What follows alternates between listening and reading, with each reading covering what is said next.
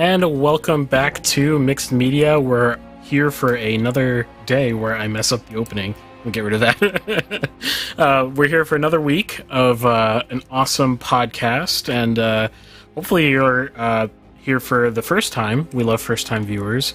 And if you're here for the first time, what we do on this podcast is we talk about pretty much anything art-related, whether it's music, video games, or, well, what I do, which is filmmaking, or anything in between or related, or anything tangential at all to those things. And you'll see if you check out our catalog just how deep it runs. Everything from philosophy to business to pop culture stuff to news and pretty much everything.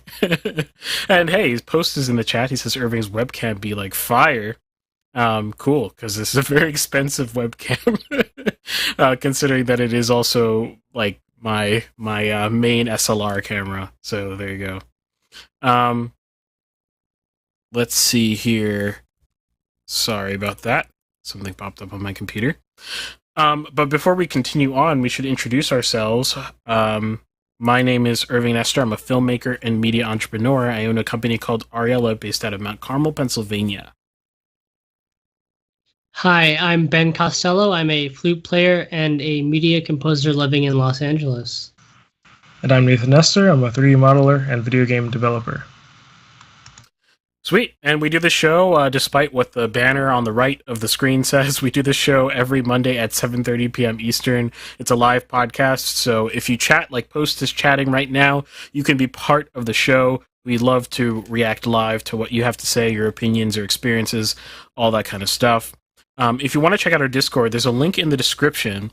And the reason why Post is able to have basically a real-time conversation with us compared to the YouTube chat or whatever, is because he's on Discord. And on Discord, we have the audio-only version streaming, and there's basically no latency. So he's hearing us real-time as we talk, while YouTube is like 10 seconds behind or something, and then Rumble's like 4 seconds behind or something like that. Wait, how is he seeing your webcam? Can you see that on Discord? No. Actually, what is this phenomenal question. Wait. Post, how you doing this? We'll wait for his response for what magic he's pulling off. Oh, yeah. YouTube open and muted. Oh, interesting. I see. The hack. Nice. Sweet. And while we are talking about Post, he's one of however many awesome people who support us on locals. So I'm going to name them right now. So there's Post, there's 909 Crime, Rob Sharma, and Kai, K Kairos on our Discord. They all support us for $5 a month on our locals page. If you're on Rumble right now, there's a big red button that says join. If you're anywhere else, there's a link in the description somewhere. You click that link, goes to our support page. On our support page, you don't have to actually, by the way, actually be a member to join the page. You can actually join for free. Certain things on there, you'll only be able to see if you're a paid member, but you can see things like, well, the perks list and some other free stuff that I've already put up on there from my own YouTube channel stuff. So if you want to check that out, go to mixedmedia.locals.com. It really helps keep the lights on here, and that's amazing because I just paid the bills, and I didn't have to ask my coworkers for money. Isn't that or my co-hosts here for money. Isn't that fantastic? Feels good. So, there you go. Yeah, so how are you guys' weeks? Pretty okay, I guess. I've been working on a little service that is like, I don't want to say it's almost done, because then the coding projects always end up being like, oh, it's almost done, and then it's not almost done. So, I don't know, but basically, I don't know if I mentioned this before, but it's essentially a website that lets you upload replays for Yomi Hustle. And the reason why that exists is because in the game, like, you can save replays, but the replay save is like some replay file format that's like, nothing can open other than the game itself, right? And then you can view the replay there. So what people do is when they want to share their replays, they end up using a screen recorder like OBS or like the built-in Windows one or whatever to capture it, and then they take that file and upload it to wherever. which of course is kind of unoptimal. And also, video files are kind of big. So if you want to share it on Discord, well, interestingly enough, when I started this, the maximum file size you could upload if you didn't have Nitro was 8 megabytes. So there's a chance that if it replays long enough, then you would be able to send it. But now they actually switched it like a couple days ago to 25 megabytes. So that's a pretty big difference. And now that's like also a lot less restraining. I feel like I suddenly don't care about the limit anymore. It's very rarely I want to upload something greater than 25 or greater than 25 megabytes. But the idea was, well, if it's all on a website and the website has like an embedded video thing where you can just post the link and then the video shows up as if you post like a YouTube video, for example, then it's like a seamless sharing service coupled with a Yomi Hustle mod that I made where essentially you can click a button and it uploads it to the service for you, right? So you don't have to like do anything really. All you have to do is click a button, renders on my server, and then you get a nice link to share, and then you can post it on Discord or something like that, and it's already embedded, so it's as if you shared like a normal video. And there are like a lot of possibilities that open up from this, like doing like certain types of analysis on replays, where now not only do I have the replay video, but also the replay file, so I can go frame by frame, and I know everything that's ever happened in that match. And I've simulated the entire thing, right? So the replay file just lists out a list of actions that each player does. So maybe, moves or attacks on X frame. But because I have to re-simulate it in order to actually like record it, I also get things like you can get random stats like the maximum the maximum damage from a combo or something like that, right? Random stuff like that. So yeah, that's what's going on. I've been working on like Steam authentication for accounts because one, I don't want to handle passwords myself. That's like something I'm like, I never have done it, and I feel like I never want to do it. Yeah. And dude, it makes a lot of sense. If you're playing the game, you already have a Steam account. So it makes sense for it to be linked to your Steam account. But that's what's been going on. Sweet. How about you, Ben? Anything other than your birthday? Oh yes. Yeah, last week I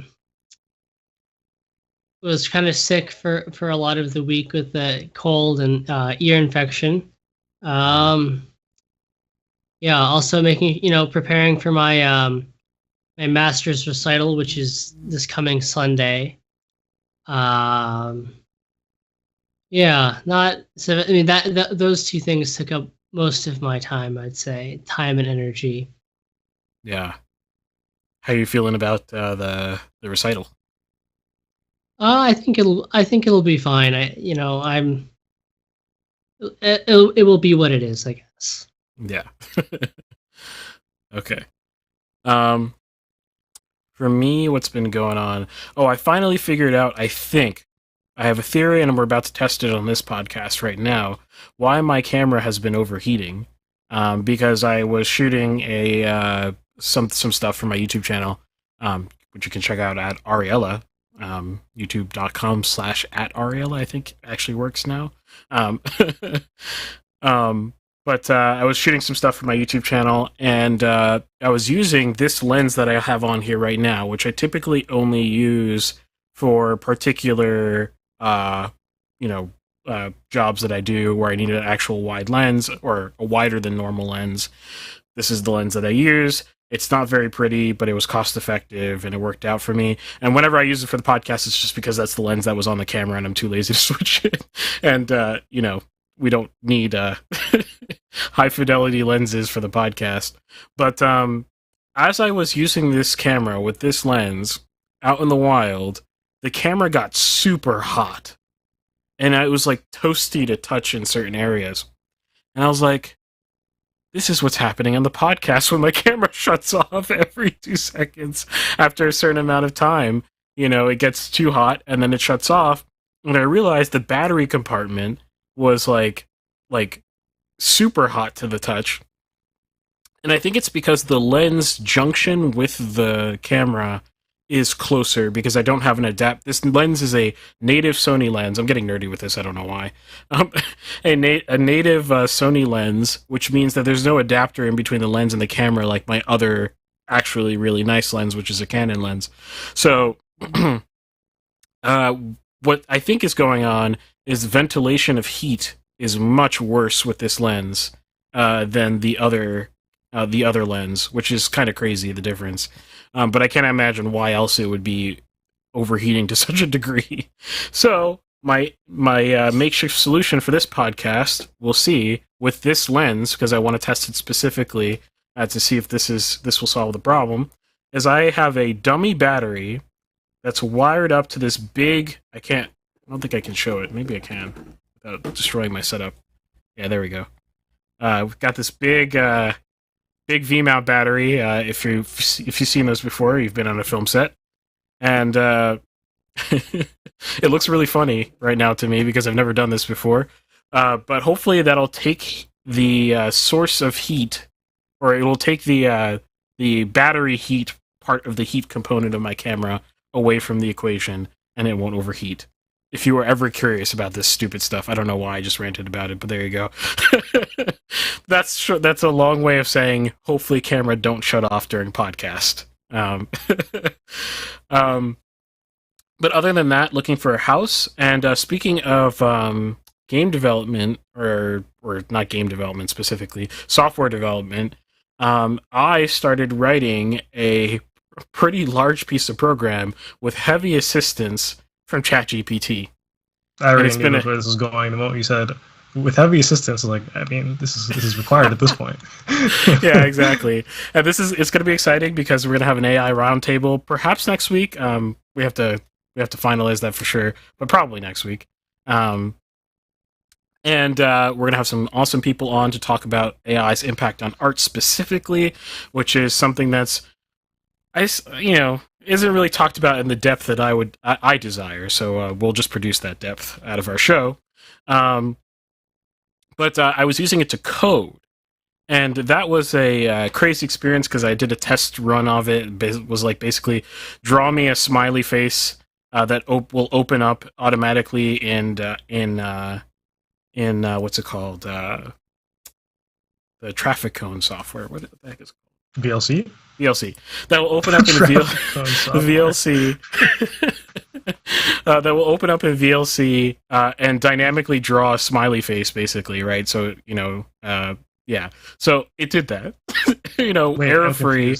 Wait, you drawing a smiley face in VLC? No. Drawing a smiley face and then opening the video of that drawn smiley face in VLC player. What technologies did it use to do that? I believe it used only CV2 and, again, we're getting nerdy here, but CV2 and what's it called? Really basic one. FFmpeg? Yeah, FFmpeg as well, and NumPy. That's it. It didn't even use MoviePy, which is the worst library I've ever used in my life. So I didn't know that existed, to be honest. No, it's the worst. I don't want to even get into it. But anyway, but it did it. So I was like, okay, so what can we do with this? And I figured out how to prompt it in such a way that I could generate class files that had specific purposes that all worked towards the same big purpose. And it generated all the files. I took a glance over the code and I was like, this makes a lot of sense. This is scaring me. So I plopped them into my editor, into VS Code. And, run it, and of course it's a buggy mess. It doesn't actually work, which I 100% expected. But the crazy part was I skipped the development, the sort of like, higher level stage, and it's not even just a skeleton. It's like giving me like a proper roadmap of how to do this thing. And basically I'm at the bug fixing stage, if that makes sense. Like I skipped the writing code part, and I'm just at the same bug fixing stage I would have been if I wrote the code, because I would write buggy code as well, right? So that was a huge time saver, and it allows me to do a crazy project that might turn into a product one day. And you can steal this if you want, I suppose, I guess, but because it's not that important to me. But basically what it does is it takes a transcript from any particular piece of media, finds snippets, that's a future functionality using ChatGPT's AI to find good snippets for social media. Right now, I just manually give it, a table of in points and out points, and then auto cuts that into different segments, and then adds an intro and outro segment. It's for a particular client that I even ventured into this to begin with. So we're going to be testing that out on that client, and if it works out pretty well, might expand it, make a nice UI, which probably means hire someone to make a nice UI because I can't be bothered, and maybe it'll be something cool. But feel free to steal the idea if you want, I suppose. There you go. That was my week. How about news? So, COD is releasing a board game, which is interesting. I don't know what it's going to play like at all. That's really random. There's like a trailer for it. I didn't watch it, which is kind of funny. A trailer for a board game. I'm not in the board game space, so I don't know. Is that usually like a thing? They have like video trailers? Maybe. I don't know. But I have no idea. There's a trailer for it. But like the funny part is that I'm pretty sure it has a Kickstarter. It does. Yeah. And it's like, why does the fourth largest gaming franchise have a Kickstarter? Why would that happen? For a board game, by the way. not for a full-fledged game, like a full-fledged video game, for a board and potentially like cards and potentially chips and things like this. For some reason, it requires a Kickstarter that'll launch in apparently late 2023 or late summer 2023. So I guess in a few months you can give money to Activision to give you a board game. I don't know. Wait. You're saying they're not contracting it to a third party, and they're gonna? They are.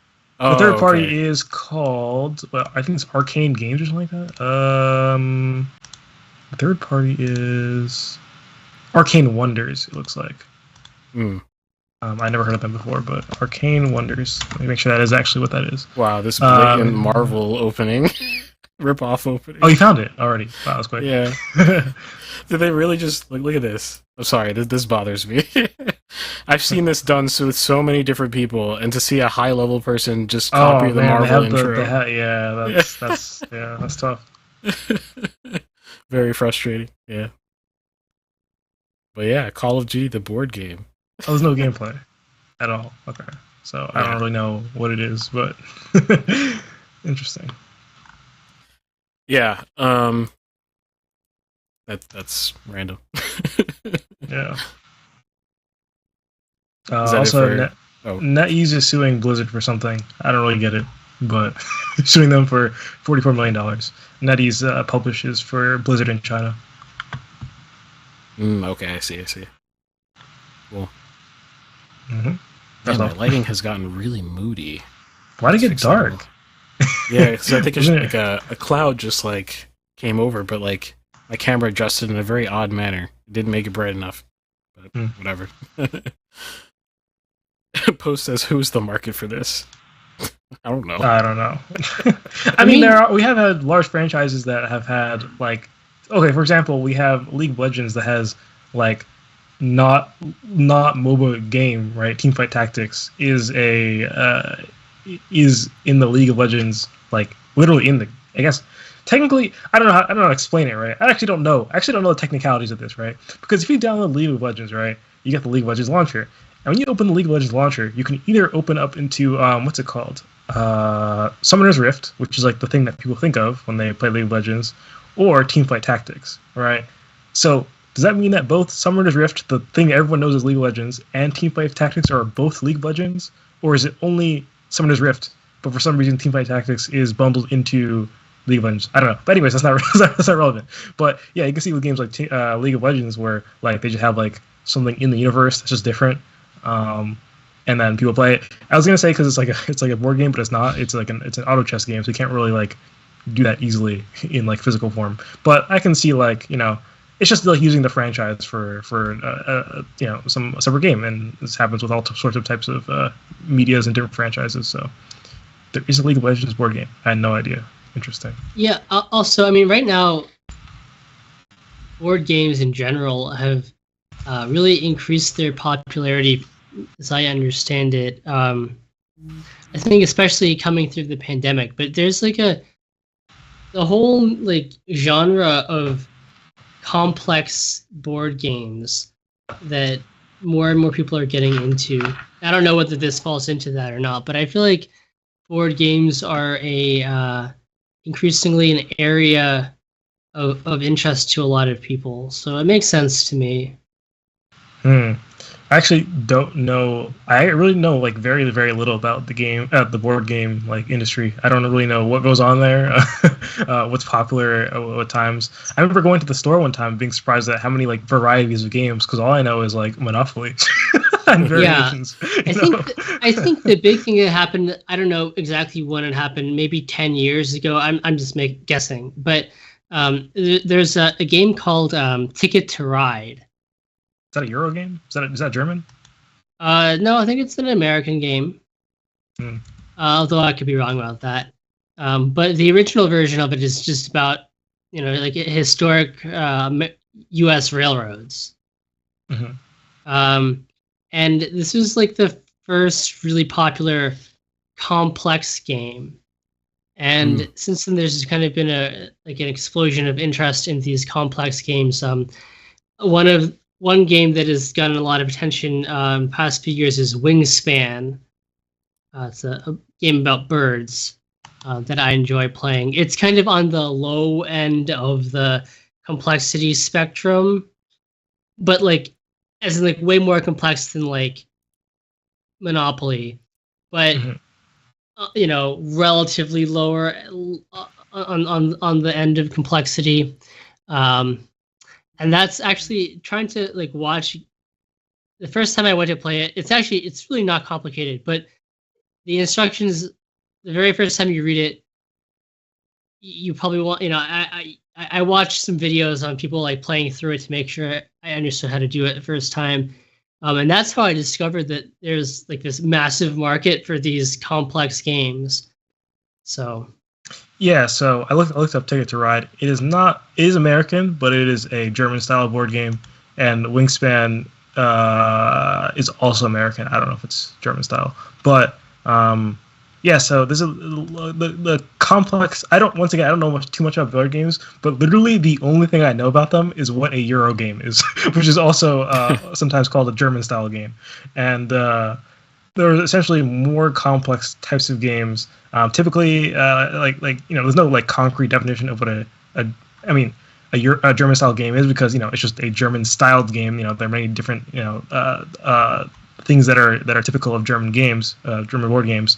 But I think some of the common trends are, one, they tend to be a little harder to follow immediately than something like Monopoly, where it's pretty simple how you play the game, and also they tend to tend to not be as adversarial. Some of them tend to be a little bit more cooperative.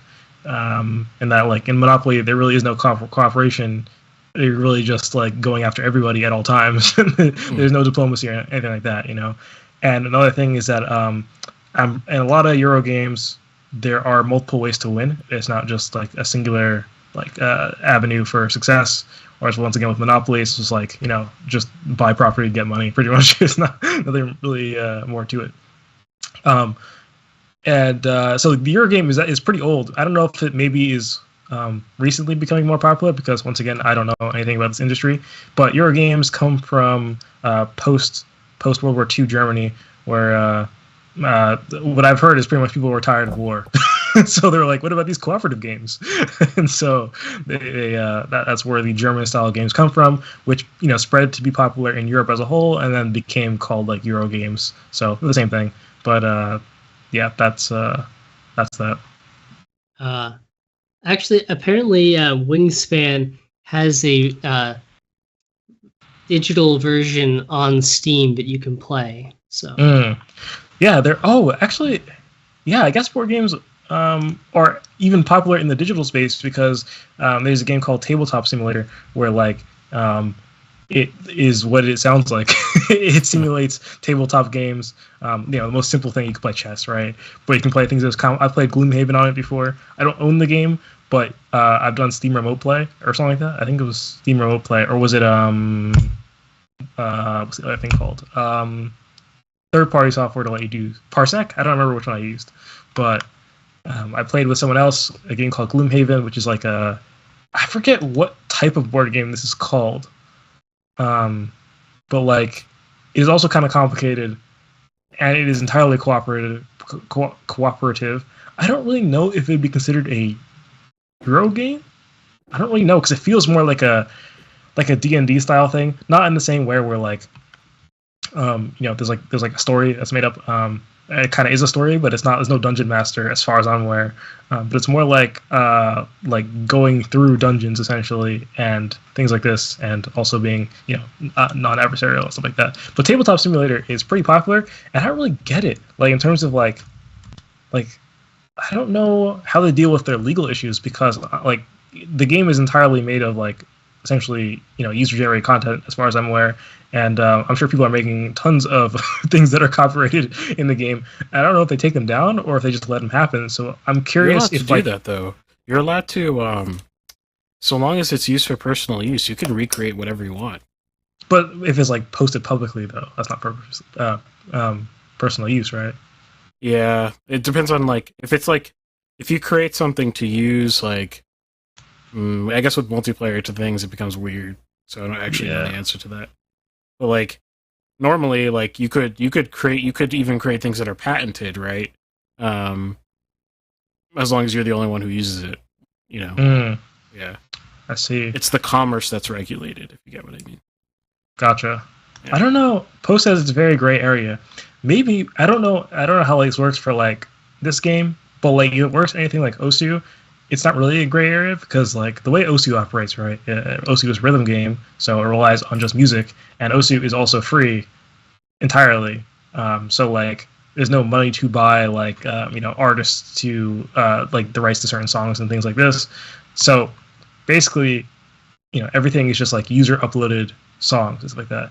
And then which means you can just like upload, whatever song, as long as you make a beat map for it, right? But the way they work is instead of like a preventative thing, it's more like if they complain, we'll take it down. But like otherwise, this thing is unmoderated pretty much. So they have like that's the power of Section 230.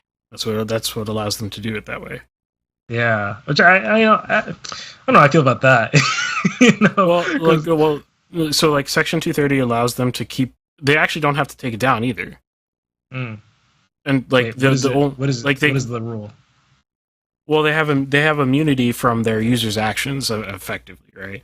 So like if the user does something illegal on their site, so long as they're not acting like a publisher, right? Which in this case they're not, right? They don't have to regulate the platform whatsoever. So the suit would have to come the way it would have to go if Osu just didn't do anything would be the company can't sue Osu because they have Section 230 immunity, so the company would sue the person uploading it, and then the court would direct the person to take it down. Yeah. Right. I gotcha. Yeah, I guess they're being friendly by having a portal where you can like submit your complaint or whatever. And then it can get taken down or whatever. But I've seen so much music on there that I'm like, certainly these people did not give like the okay to have this music here. It's just so random. But yeah, it might work in a similar way for Tabletop Simulator then. I don't know. Yeah.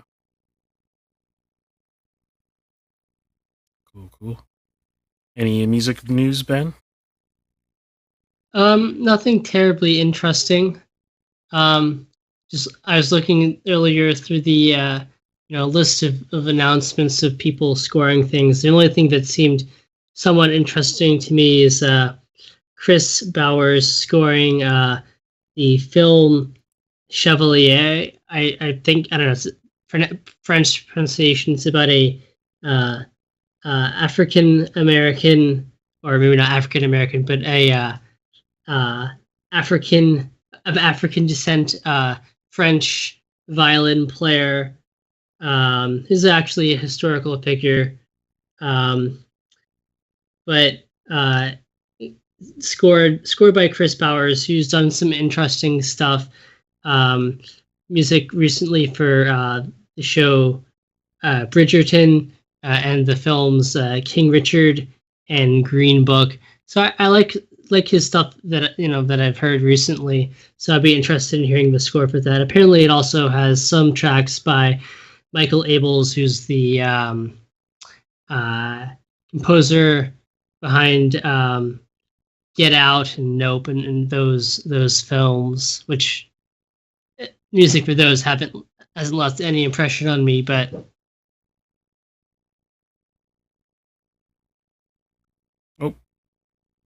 Sorry. Are you muted or? no. Oh, you stopped speaking. Okay. So, yeah, that's all I have. Yeah.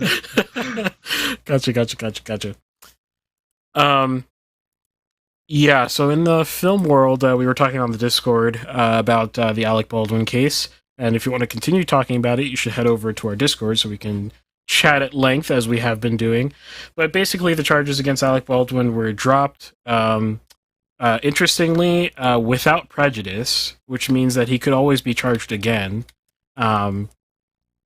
which is an interesting thing. And there's a lot of questions. There's a lot of questions, like an infinite amount of questions as to why. And the reason why I say that particularly is because the charges against the armorer, Hannah. Wow, I can't speak right now. Hannah Gutierrez Reed. Were not dropped. So she's still being charged. Her lawyers are obviously, speaking up a storm about that. And it is bizarre because the DA's office gave a few statements the special prosecutors gave a few statements as to why. And they said it was because it is now known that there are new facts.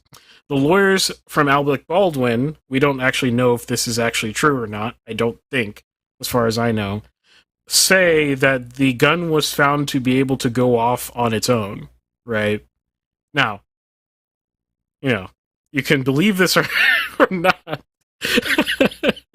I mean, it's a little, it's of course, convenient, especially considering we've had like a whole year of everyone testing it, saying that it cannot actually go off on its own. But yeah, were you gonna say something, Ben? No, I just don't get why that matters anyway. Yeah, it's actually irrelevant. That's the even crazier part, is that it's completely irrelevant because the whole point of the procedure is to protect against problems with malfunctions as well, right? That's like part of the reason the procedure exists, is that if you have something that malfunctions, it won't hurt someone, right? To the degree that it's preventable. A bullet being in a gun when the bullet should not be in the gun, has nothing to do with it whether the gun will actually automatically, fire, right? Those are two completely separate ideas. So the fact that they're saying that, I just don't put any stock in it. It's just lawyers trying to they're doing their job.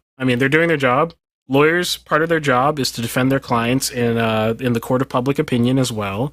This is actually established by Supreme Court precedent, by the way, that this is part of a lawyer's job, is to defend people in the court of public opinion, so they have the right to do it.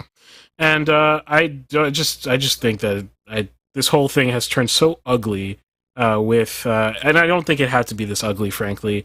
I think if we had a reality where they weren't charged to begin with, I mean, we'd all be like, that's probably Hollywood privilege, but we'd probably move on, But like the way this has gone down has been so gross and just doesn't make cinema look well. Just because we have the statements and the lawsuit from Alec Baldwin's lawyer to the family members, basically calling them a whole bunch of names because they didn't actually talk to their mom. It's just like okay. And then the worst part about the whole thing is that they just started shooting the remainder of Rust again. And I don't even know what to say. Isn't Alec Baldwin still producing it? That's a good question. Actually, I thought I saw something like he'll be on set like whatever. I'd be very uncomfortable on set if that were the case. Well, the crew walked out on him. I think I said that they are not using any more firearms in the shooting. I don't think that's the. They have to just redact interesting. I don't know what it's about, but it seems like guns are somewhat integral to the. I just think this is kind of like just like a respect the dead moment, kind of like just don't finish the film. I don't know. Maybe that's just my personal sentiments, but because the problem is that it looks like. I mean, I can't read anyone's minds, of course. I can't read Alec Baldwin's minds or anything like that. But it just looks so uncaring when you don't take any responsibility for something that everyone, who's not just inflamed by their passions can see is a real problem that you caused, right? And then you avoid all the responsibility, and then you go to want to reap the benefits of the thing that you did bad. It's like, it's kind of a double whammy there. Post says, it sounds like they are trying to argue that it was a misfire, which in that case, it literally doesn't matter. Like Ben said, yes, exactly. Diarrhea Storm, how did the movie not get canned because of this? He said we're insured and bonded and everything, so the insurance companies, they didn't care either, apparently. Even though... if anything, the film will probably do better than it would have, because now I know what Rust is. I didn't know. But now that you know what Rust is, do you actually want to go see it? No. I feel like I wouldn't have known that's that how you think, probably. But to the average person, that's a lot of, well, maybe not totally free, but in some sense, free marketing, right? But I don't know, because I don't know if this is a case of all publicity is good publicity, because like in this case, there are a lot of people who just found out about it, right? And in terms of those people, like you can only go up, you can only get people from that pool, But then there's people who heard about it already, who might be like, I don't want to see that anymore, So I'm curious how it's gonna play out, Yeah. This man, he's handled firearms on sets his whole acting career, real firearms that fired blanks. Like he's done that his whole acting career. And when he got in the spotlight and got in trouble, he said, maybe we should rethink it using these guns on sets. As if he's not the only person who actually managed to kill someone on a set, practically speaking. It's like, this is just insane. It's insane. I don't know. I'm not really ashamed personally because, Hollywood at this point has been so divorced from what I think of as the craft that these are just alien people to me. But like, it really doesn't help the business aspect of it. I don't think in the long term, these sorts of things being associated with the whole thing, it leaves a bad taste in people's mouths, and I understand that entirely. So, yeah, and hopefully, I think Hannah's guilty as well, as I said on the Discord. But I hope she wins her case if she ends up going to trial anyway. This is a case where jury nullification might be a very real possibility, just because her lawyers can make the emotional argument, right? That look, it's unfair that she's not being charged, or she's being charged when the person who pulled the trigger is not. The person who, if they didn't actually put their finger on the trigger and pull it, nothing would have happened, right? Like, if you're talking about causal connections, I'm saying she's probably almost certainly guilty as well, in a strict sense.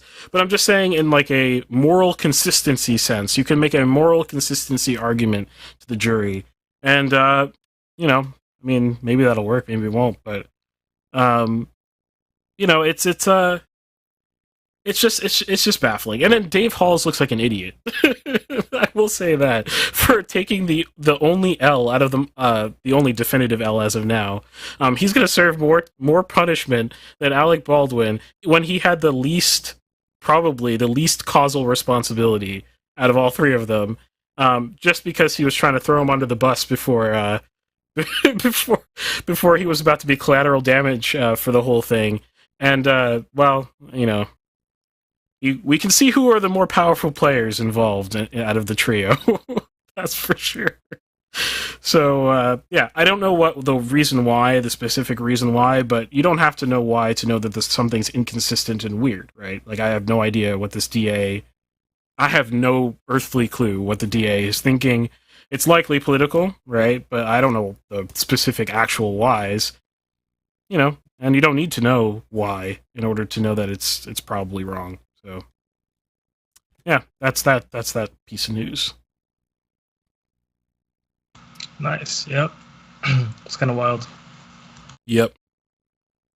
Okay. So, that's our news segment. And if you enjoyed any of that, please hit the like button. If you're on Rumble, please smash the Rumble button, or I don't know if they call it that still, the like button, the thumbs up thing. We're going to go into our first segment now. I'm going to be reviewing the short film called, it's not actually called Amuleto. I pulled this thumbnail from the YouTube channel, and that's the YouTube channel name. But the film's actually called Martha. It's an interesting film, shot in the UK. I wanted to review a film that was professionally done this time, because I don't do that. I don't think I've ever done that, actually. So, we're going to be reviewing that on this next coming segment. So if you want to hear about that, stick around. And later we'll be doing Arguing with Reddit, and then afterwards we'll be doing Nathan's segment on... I don't really actually know if I understand his segment entire. Oh, okay.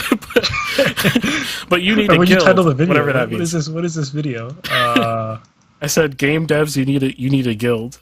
I don't know if it was actually about game devs. Okay. So yeah, that'll be coming later. So if you want to stop, head out, come back for that later, I won't be offended. I promise. We just want you around for whatever you enjoy. So there you go. And here we go. Mixed Media Movies.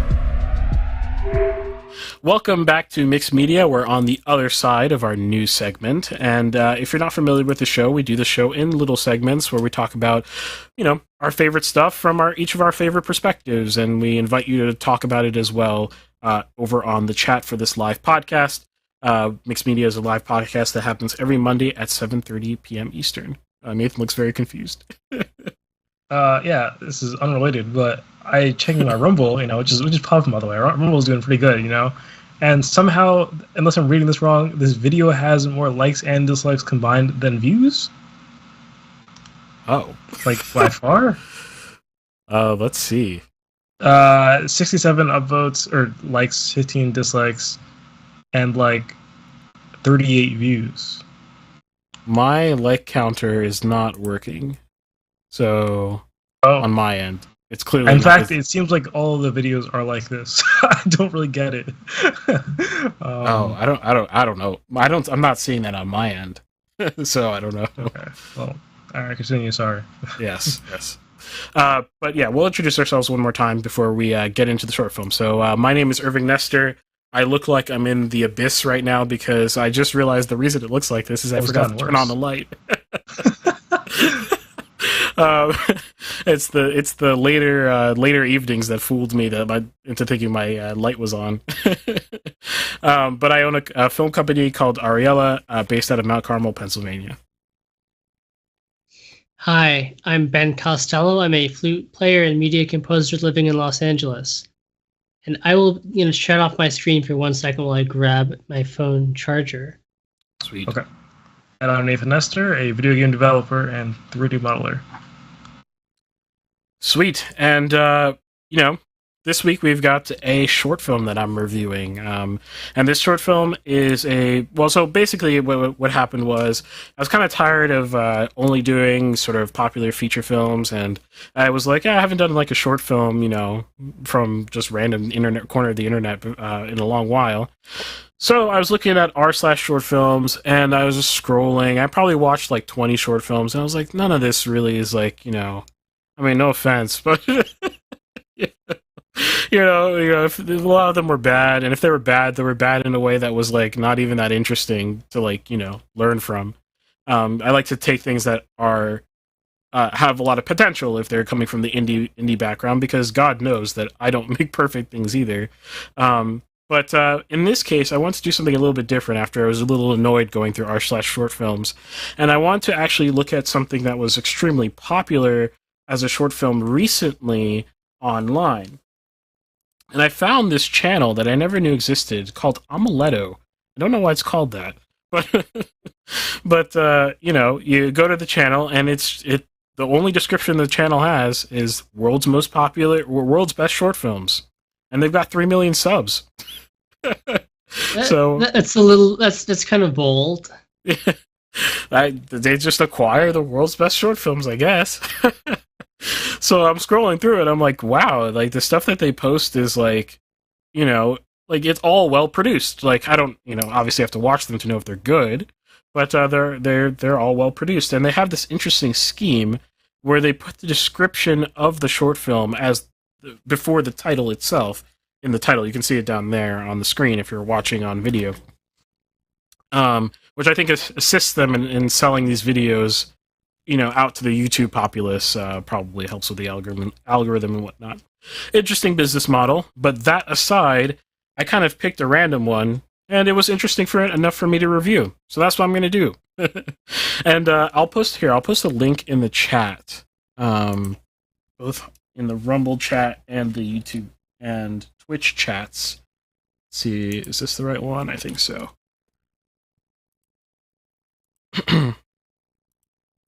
And if you want to actually watch along or like listen with audio or something like this, you can. I'm not going to be playing very much of this because this is a large channel, and the chances that they nuke me for playing too much of it or challenging the fair use of what I'm doing right now is extraordinarily high. So what I'm going to be doing is playing very small snippets as necessary, just to give you an idea of what I'm talking about. And then if you're listening in post especially, I just recommend you just outright watch it first, then come back here to hear the analysis if you're interested. But to give you a general gist of what this movie Martha is about, that little tagline that you see on the YouTube channel title, or the YouTube video title, is a little bit misleading, kind of in a good way, actually, because it gives an interesting description. It is technically correct, I suppose, but doesn't actually I don't even know if it's technically correct, because I don't want to spoil it, but and there are, yeah, that's true too. It isn't technically correct now that I think about it. Yeah. It's technically, it just seemed it's almost misleading in intentionally. It's like, oh, you think this is what kind of story it's gonna be, and it's not. Yes. Maybe exactly. I spoiled it. I don't know. Sorry. Yes, exactly. But the good thing about that is that you kind of get to watch it with fresh eyes. I can understand this. I can understand this business model. It's very interesting. So yeah, let's play this is for the visual aspect of it. I'm not gonna. Should I play the audio? I'll play the audio. I'll play the audio for a bit, and then we'll get into some of the more specifics. But I like to play maybe 30 seconds, probably less. So we don't get our first copyright strike ever. Oh, we've been copyright stricken before. Oh, really? Yeah, for our outro song, I had to resolve it with YouTube because I own the rights to play that song. It's so stupid, but someone claimed it. Really weird, but yeah. So I'll play a little bit of this. You'll get an idea of what this is in terms of tone and all this kind of stuff. Obviously, the story won't be as obvious. Then we'll discuss the overarching sort of thing and discuss some of the details. So here we go.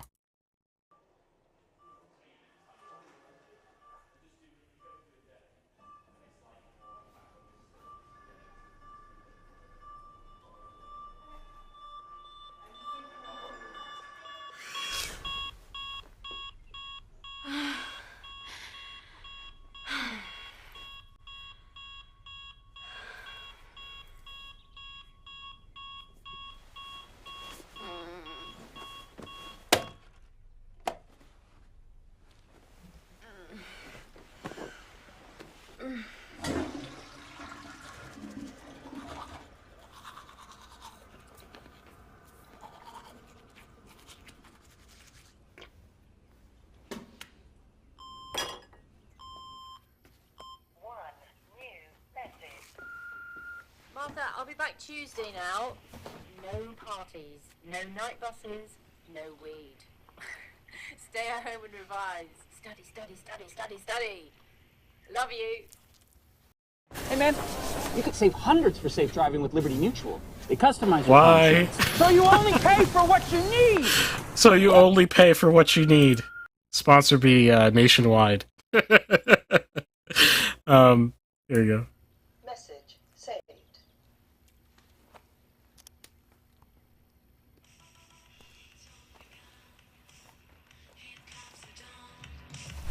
Now I can fly on my own, on my own. Now I know that I am strong enough to take them down. But I've been rough with my love, and if sometimes All right. That's about as much as I'm going to risk. So that should give you an idea for some of the visual style aspects of things. I think you can already get like the vibe. I mean, actually, Ben, you have not seen this, right? Or have you? Okay. Can you outline for me this character and what probably, at least thematically to some extent, might happen to this character? She's kind of a self-centered, not ignorant. No, that's not the right word. Self-centered, somewhat irresponsible teenager, and she, by being given some sense of unlimited freedom, learns to be more responsible and selfless. Yeah. I mean, that Not was bad. like that was 90% of the way Not there. bad. Yes, because I thought the same thing the moment I turned the film on. I was like, I know where this is going. Because how many visual cues did we get in the opening there to the personality of this person? I mean, it's like a jillion. Like you get like skip that for a moment. That's something else. But you know, waking up, I guess messy hair. I don't know, something. The dancing while doing stuff, and I don't know, the pizza in the mouth haphazardly. I don't know. Was You it get bread? the idea. The Huh? pizza? There's pizza? Wasn't it like toast or Yeah, something right with there. jelly on it? Oh yeah, that's what that is. Toast with jelly. Oh no! Or Did jelly my falls camera as well. die? Oh. No! Oh, The experiment this has is an error. failed. Oh my gosh! This has actually failed. Yeah, no, my V-mount battery is still full, so it's still overheated. That is a little frustrating. I will let it cool down, and my video should come back later. Good thing we have something to look at instead. But let's see here. Yeah, so we get a bunch of visual cues. One of my favorite ones is the smashed phone. You know, when she pulls it out of her pocket, it was like, okay, rebel teenager. That's basically what we got here, right? Does it her own way. Mom has to put stickers on the fridge. Blah blah blah blah. Right. So what's going to happen in a traditional arc, right, is we're going to take this character and the flaws, and we're going to expose them, and then we're going to, come to some conclusion about said flaws.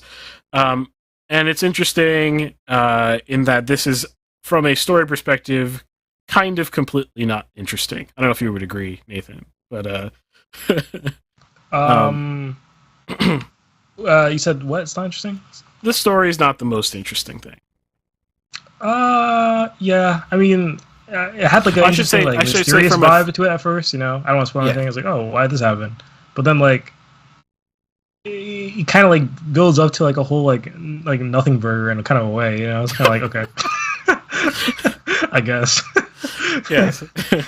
Yeah, I would say the same. I would say that the first act of the whole thing is the best part, and then after that it's kind of like okay, and then by the end you're like okay. So as you can tell, I think this short film is kind of just forgettable, and that's my overall thoughts of the whole thing. And I think I'm going to make a point out of this whole thing that this film is very professionally made, right? But I think we can learn from the fact that just because something had competent people in some of the departments who knew what they were doing and honestly did a really great job in certain aspects of it, doesn't mean you can actually overcome a core idea problem, right? Oh, you mean are you talking about the Star Wars sequel trilogy? I was literally just thinking, like, wow, that's a lot of video games. Oof. Exactly. Yeah. Yes. But yeah. So this will be a lesson in that on a smaller scale than a whole company's venture. But hopefully we can learn a few lessons about what filmmaking is all about. That's going to be kind of the point of this whole thing. It's not a bad film, by the way. I don't mean to say it's bad. It's just kind of forgettable. And for something where so much effort is put in to achieve forgettable is kind of not a good thing, right? You want to achieve some sort of impact on the viewer. Okay. Let's start with story structure. So the structure of this story is, I think it was written as a 3-act play. screenplay in a very typical fashion. It actually ends up having a more interesting act structure, probably by accident, because they didn't think of the acts this way. And consequently, the midpoint sag is less bad, but still kind of bad. I don't know if you agree, Nathan, that the midpoint was saggy. The midpoint. I feel like for me, the way it kind of feels is like there's a beginning, and the middle's like 90% of the thing, and it's like an end. You know what I'm saying? And the middle all kind of feels the same. You know what I'm saying? Yeah, exactly. And as we've talked on the show a lot, the reason midpoint sag happens is because in the typical Hollywood 3-act structure, you are told that you need to have a beginning, a middle, and an end. And the beginning is where you set up the end. So then what do you do in the middle? Right, like that's basically a summation of the issue, and then so this crazy other structure is devised, which is a Act 2 Part A and an Act 2 Part B, which is of Marvel usage quite often, which attempts to fix the midpoint sag by giving a separate point to Part A of Act 2 and Part B of Act 2. What is a part of an act? I have no idea, but that's how you're supposed to think about it, right? In this particular thing, they don't do an A and B structure, but in the middle, we kind of get a repeat of the sort of ideas that were happening in Act 1. And I'm going to show you real briefly the way the acts probably could have been restructured in order to make this a little bit more interesting. So here, let's see if I can get there. In the film, we have a very obvious act break. So basically, the opening is our main character. We find out that she's, self-centered, teenager, whatever, and then she wants to go off to school, and it turns out that no one's around, right? Or that's what it appears, at least to us, is that there's no one around, right? Like there's a car crash, and there's no one in the car. There's houses where she knocks on the door and no one answers. She calls her mom, she won't answer, etc., etc. You get the idea. It's like everyone disappeared. And let's see here. We have a point at which our main character, we get a fade to black, which is typically done at act breaks a lot. It's kind of like closing the curtains in a way. It's kind of how I think about it, where you get those extended fade to black moments. Oftentimes, that's what the filmmaker is basically invoking. And in this case, that kind of works out too. So, if I can find it. I'm probably going to fail. I should have written down the time code. How long is this film? 16 minutes, I think. Yeah.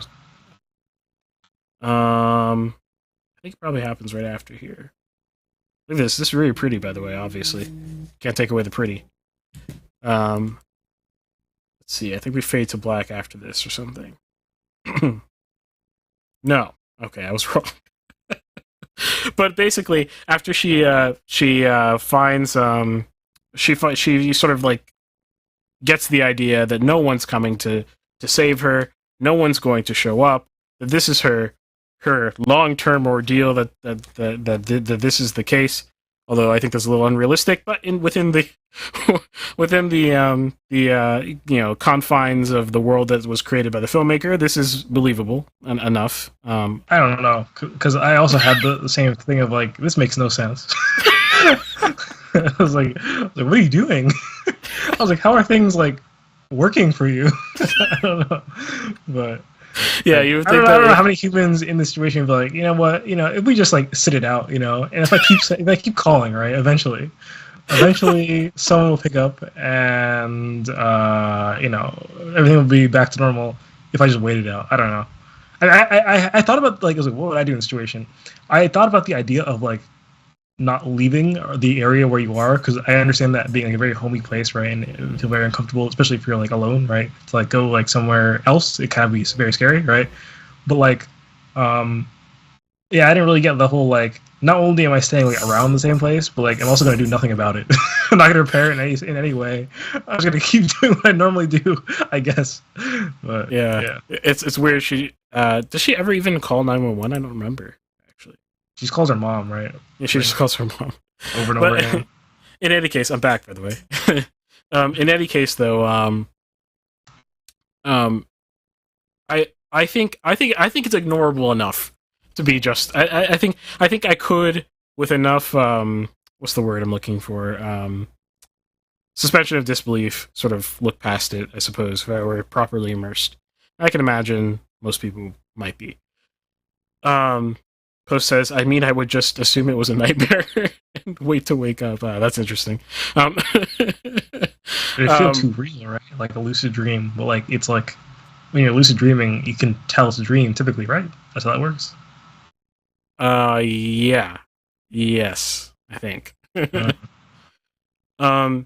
So yeah, that's where we get the first act break according to me.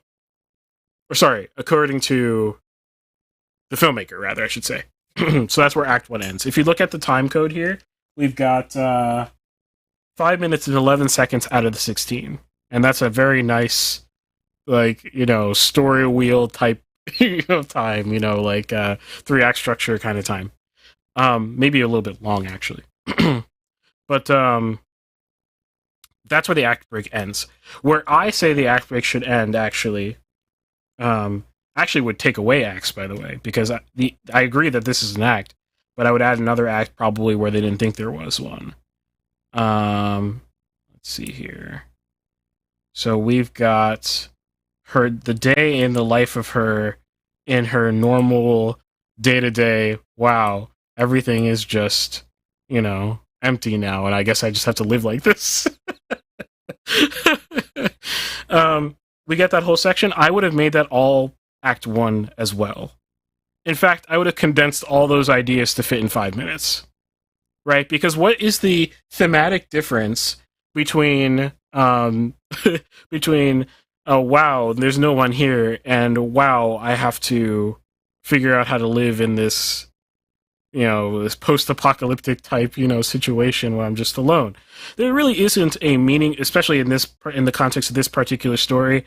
There really isn't a particular reason to explore the post-world in any long fashion, right? So I just condensed it all into one idea, right? What you could have done, instead of spend another 3 minutes just doing the same thing we did for the first 4 minutes or whatever it is, instead of doing that, I would just cut to her in a very strong, poignant cut, simple cut to her, I don't know, 2 days later when she's just sobbing in her bed, and be done with it, right? Like, what is the thematic difference between that idea and watching her mope around the world? You understand what I'm saying? There's not really much of a difference. It's like filler. Yeah, exactly.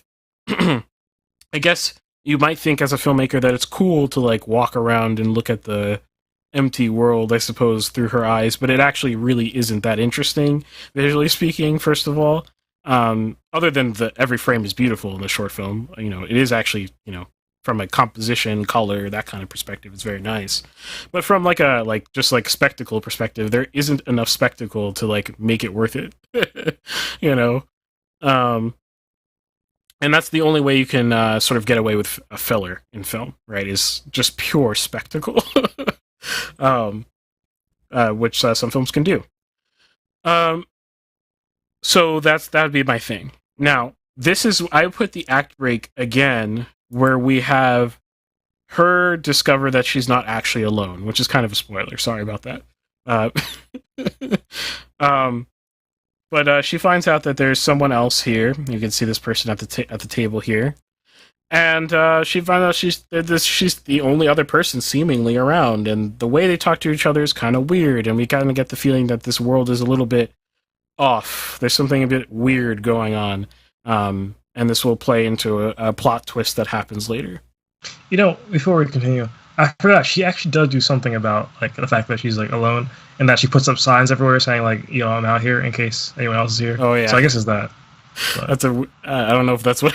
But she puts it like around the corner.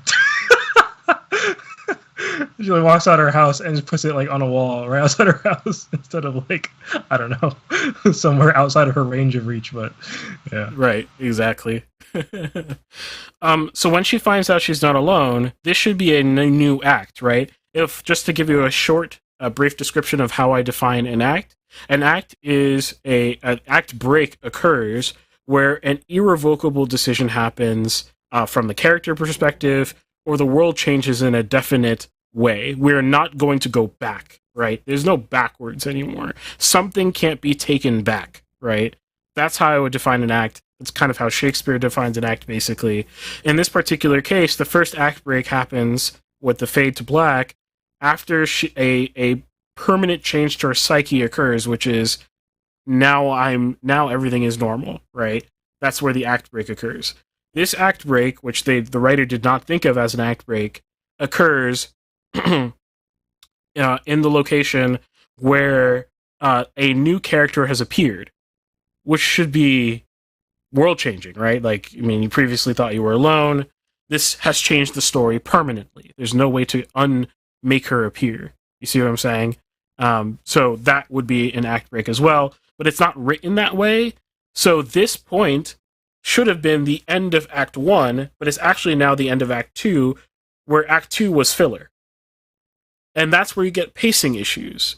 You see? So this should have been way closer to the beginning than it actually was. So, yes. This act is actually a lot more interesting because we don't understand the relationship between these two people and why they talk to each other so oddly. At first I was like, is this bad acting? I'm not sure, but then it ends up sort of feeding into the plot twist, basically. And our next act occurs. I'm not going to actually talk about the next act because it gets into a major spoiler.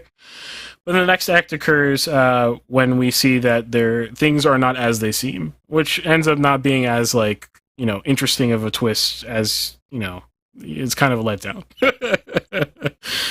It's kind of like okay, I guess, kind of moment.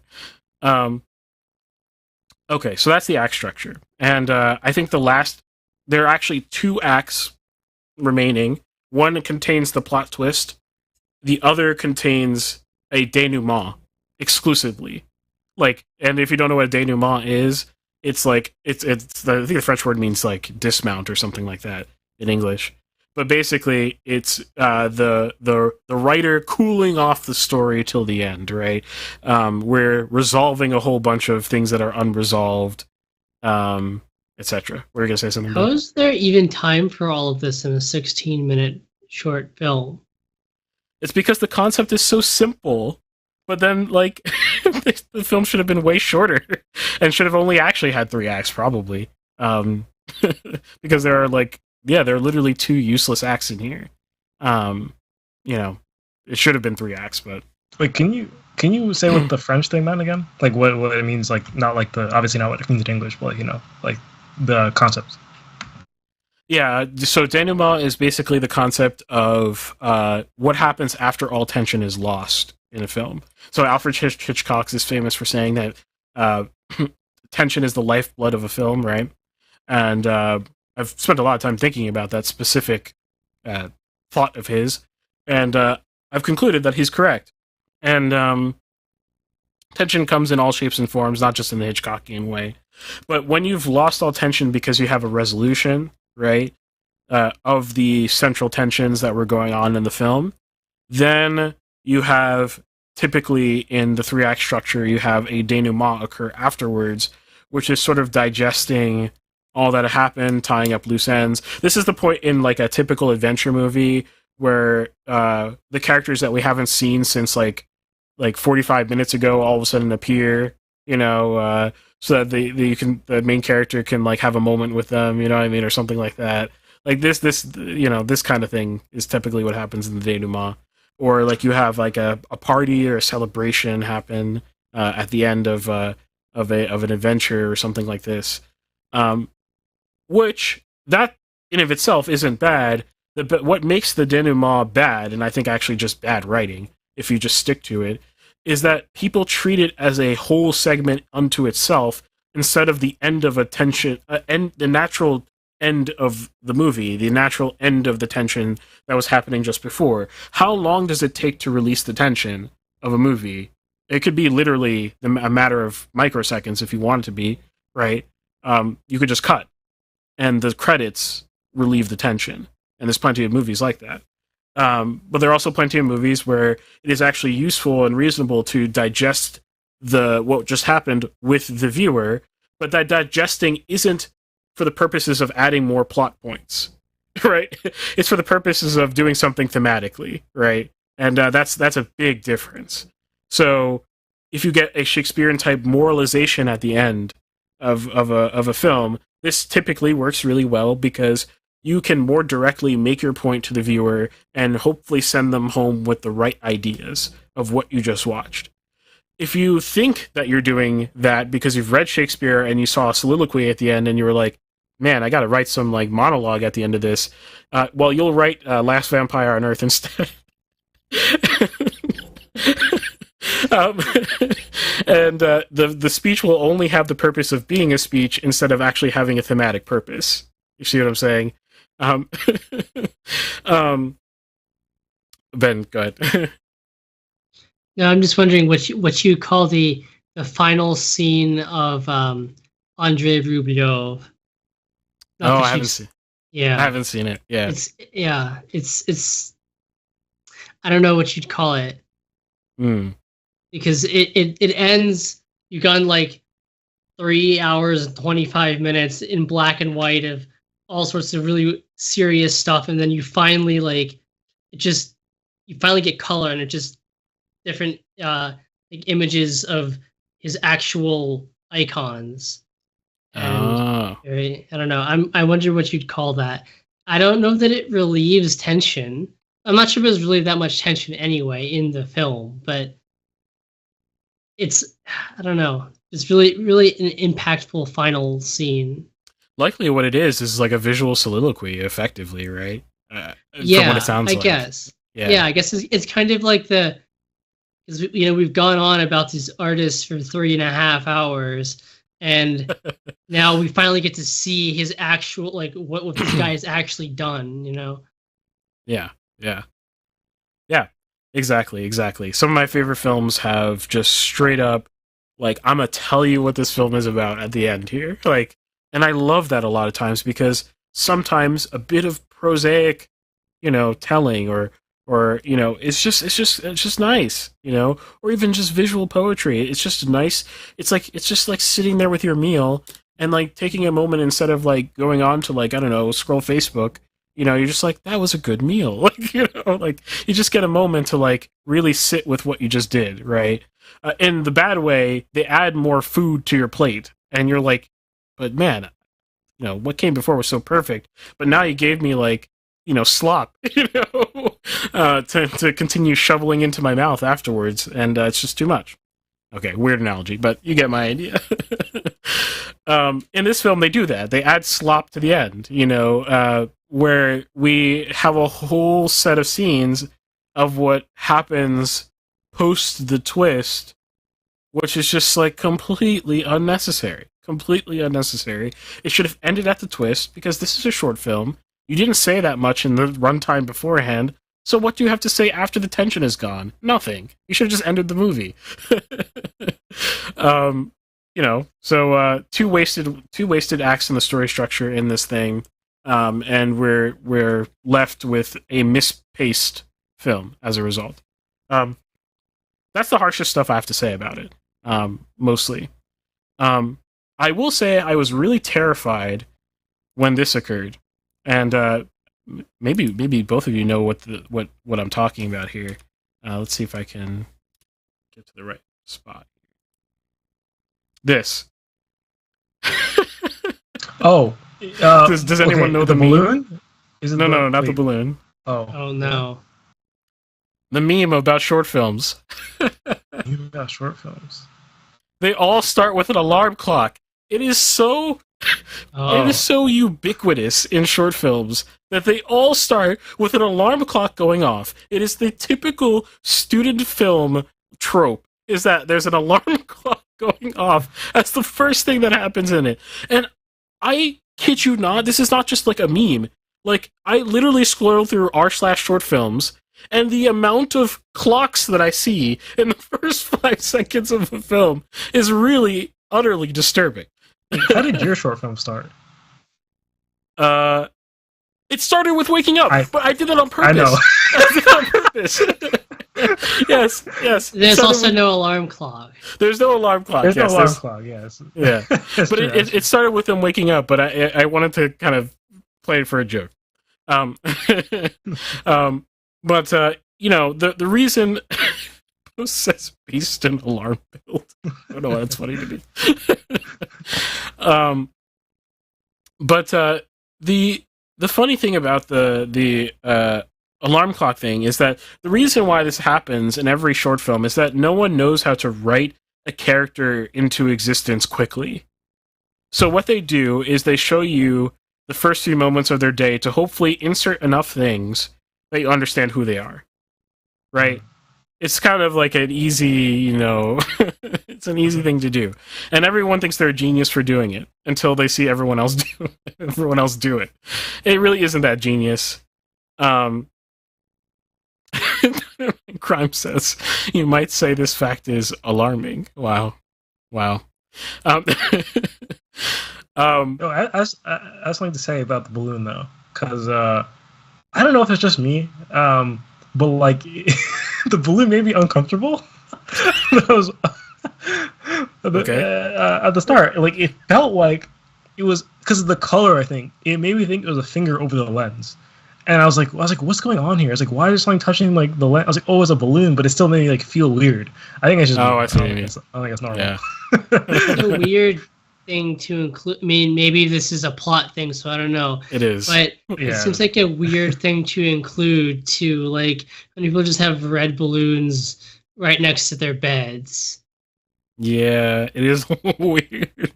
Yeah, but it is part of the story. And what I was going to say is that the alarm clock actually doesn't end up being as bad as most short films, where it's just kind of like another tropey thing, because it actually ends up being important to some of the sound design choices that happen at the twist point. You kind of realize that this sound is related to another sound. So I guess in that sense, I can forgive it.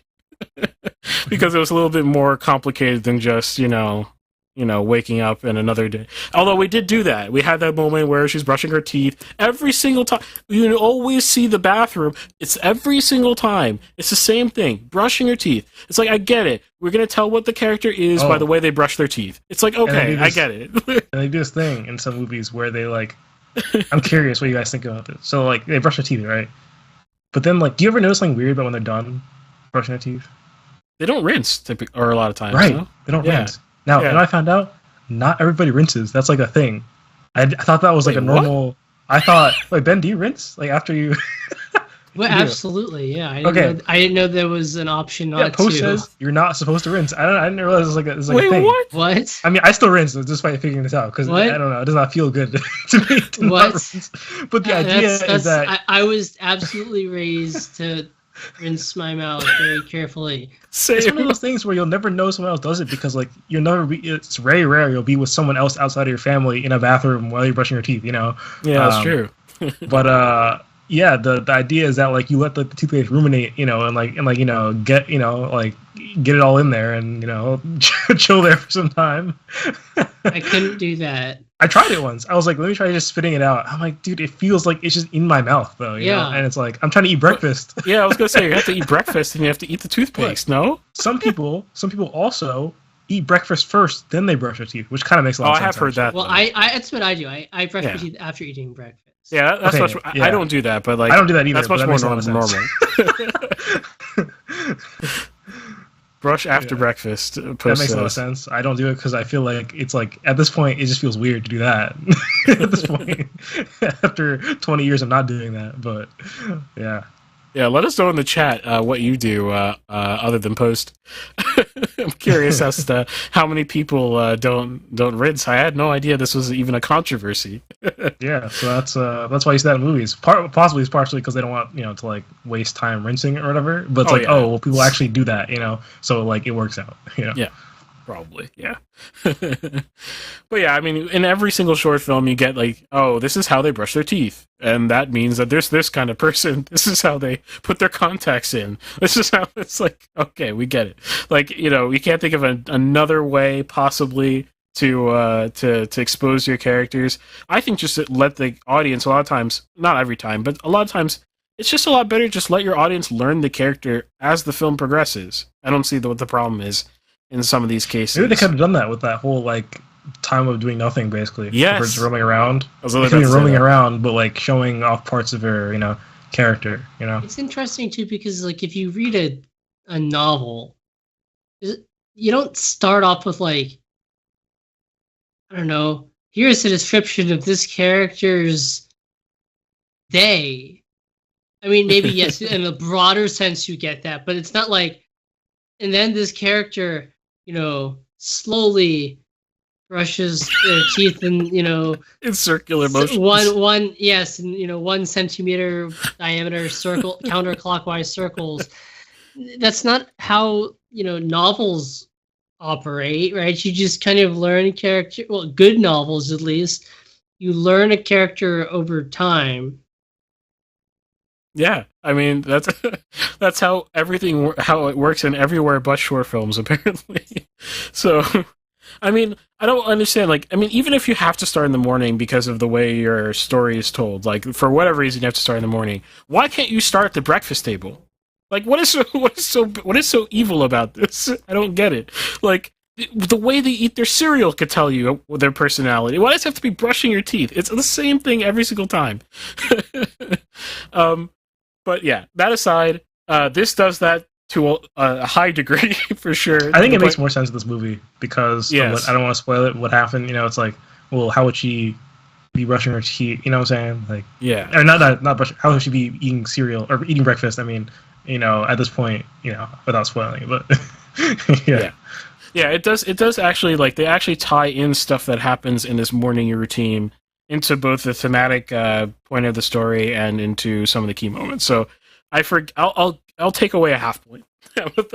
Take away a half point.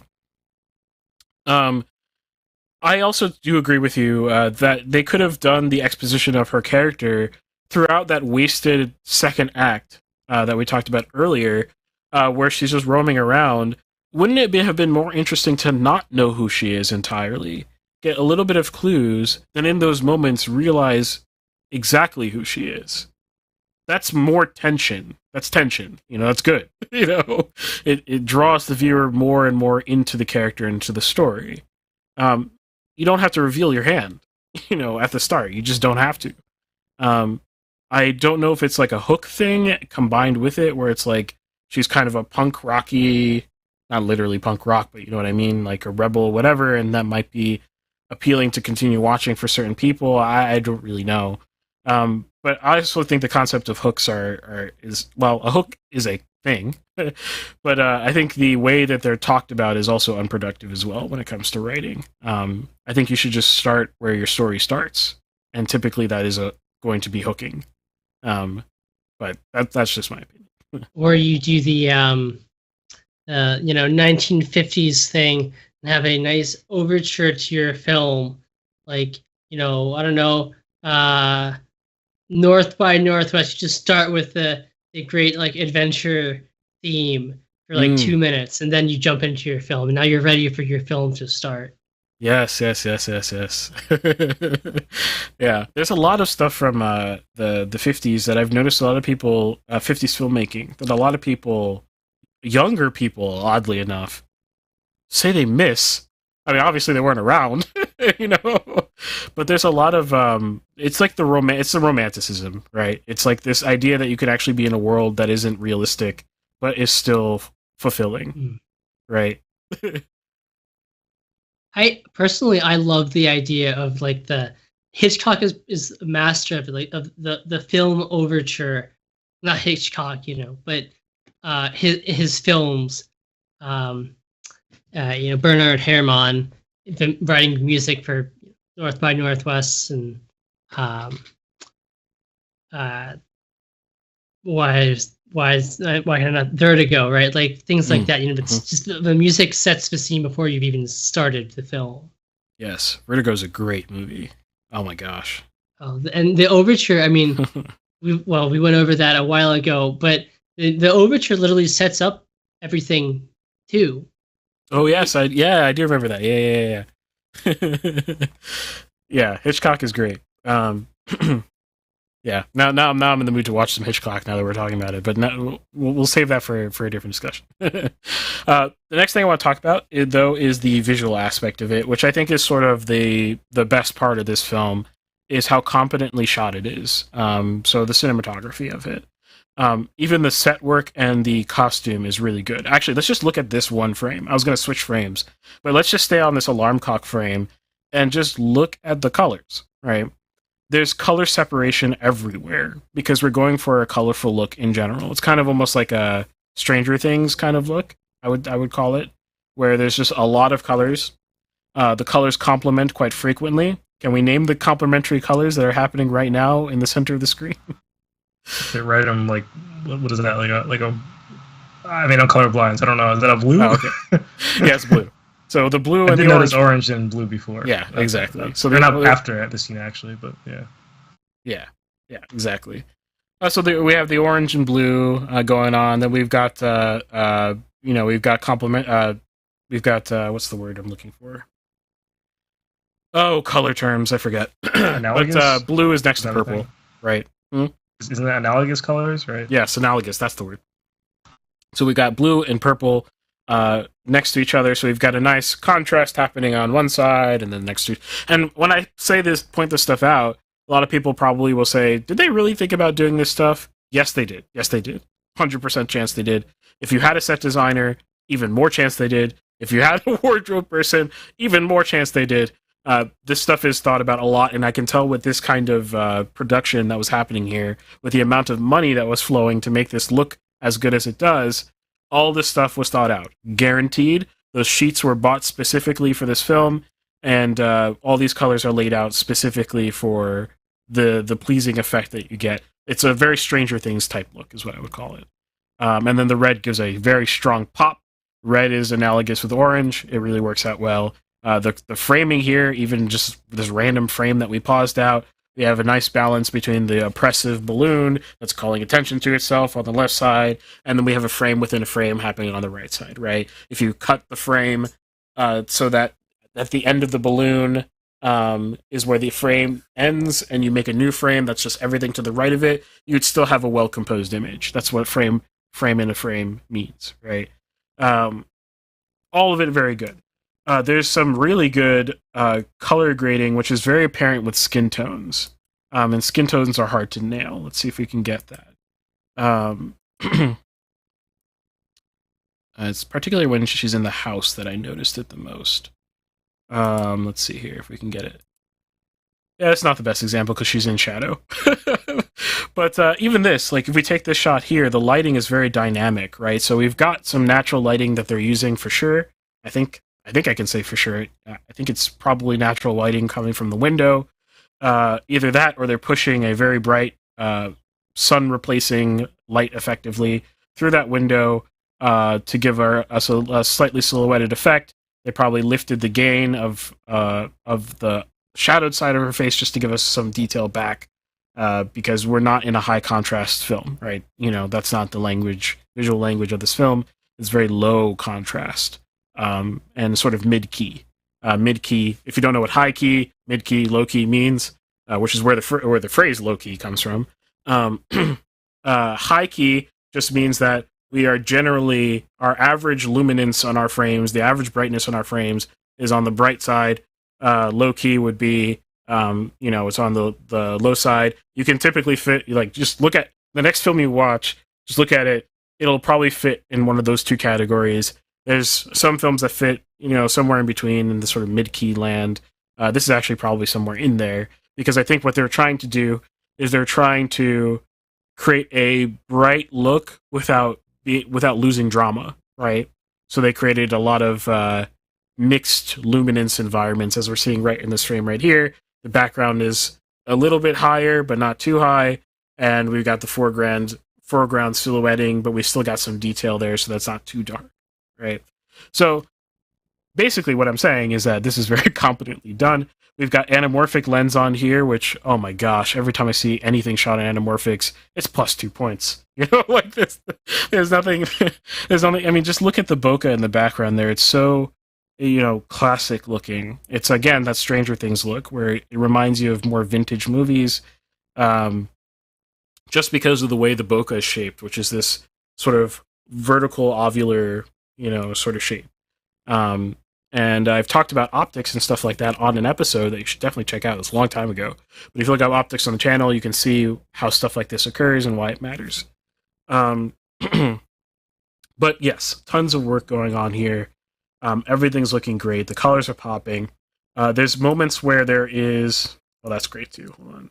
Oh, that's great. Everything I pause on looks great. Like, if we just separated these images from the story, right? You would be like, wow, they did a fantastic job. This shows off, again, the mid-key thing I was talking about. If we had a high-key film, the interior would have been lit up so that it wasn't so dark. So it looked like the sun was illuminating everything, right? But we go with a little bit more of a moody thing without being too depressing by keeping our colors nice and saturated and everything looking... you know, sort of flat and not too contrasty. So that's how that is working there. But there are a few shots where we get some haze. Oh, you can see it there. So there's some haze in the background of this shot here, which is creating a nice depth, some focus on our character, because what haze does is it reduces the contrast of anything in the background. So, and that's not possible to do without, like, crazy amounts of work, you know, in post, like, I mean, to the point where no one does it, right? Like, you know, so that haze does this nice separating effect that is really, really analog, right? It's an analog look. And creates a nice sharpness of her against the very soft because of the haze, and also blurred out background because we're using a long lens, right? So, that's how we're getting these looks. And then we get the outdoor stuff, which is just freaking glorious as well. And the key to this, we'll see, is times of day. There you go. Times of day impact your images, like, way more drastically than you think. I mean, Ben would know this from the short film that we did together as well, that the time of day impacts your images a lot, even hour to hour, right? At noon, you're going to get harsh, hard light coming from the sky, as hard as the sun can be, which is pretty hard. You know, as the shadows elongate, you get more dramatic looks, you get faces that look more dynamic, and actually, there's probably a lot of psychology happening with the way, not probably, there is a lot of psychology happening with the way that the shadows wrap and fold around the face, the way your nose creates triangles on your face from the sun's angle compared to you. All this stuff is thought about as well. What's happening right here in this frame is that we are near sunset, right? We're probably right before, like, full-on sunset is what I would guess, and the colors are warmed a little bit more in post to make it more sunset looking. The reason I say that is because we still have a good amount of detail in the foreground in a situation where the space is so open. Well, I mean, the space is so open, so maybe that has some bounce light. But, you know, I don't think there's too much complicated stuff going on lighting-wise. This is probably mostly natural with some great grading on top of it. And they just picked the right time of day. They knew their angles when they got up on the building, probably already, and they planned everything well. So that's what you get. That's your reward for planning everything well. Look at this. This is great. This is fantastic. Look at this time of day. Oh, come on. I feel like you should at some point, like, review the colors or the general image of a video game. Ooh, I like that idea.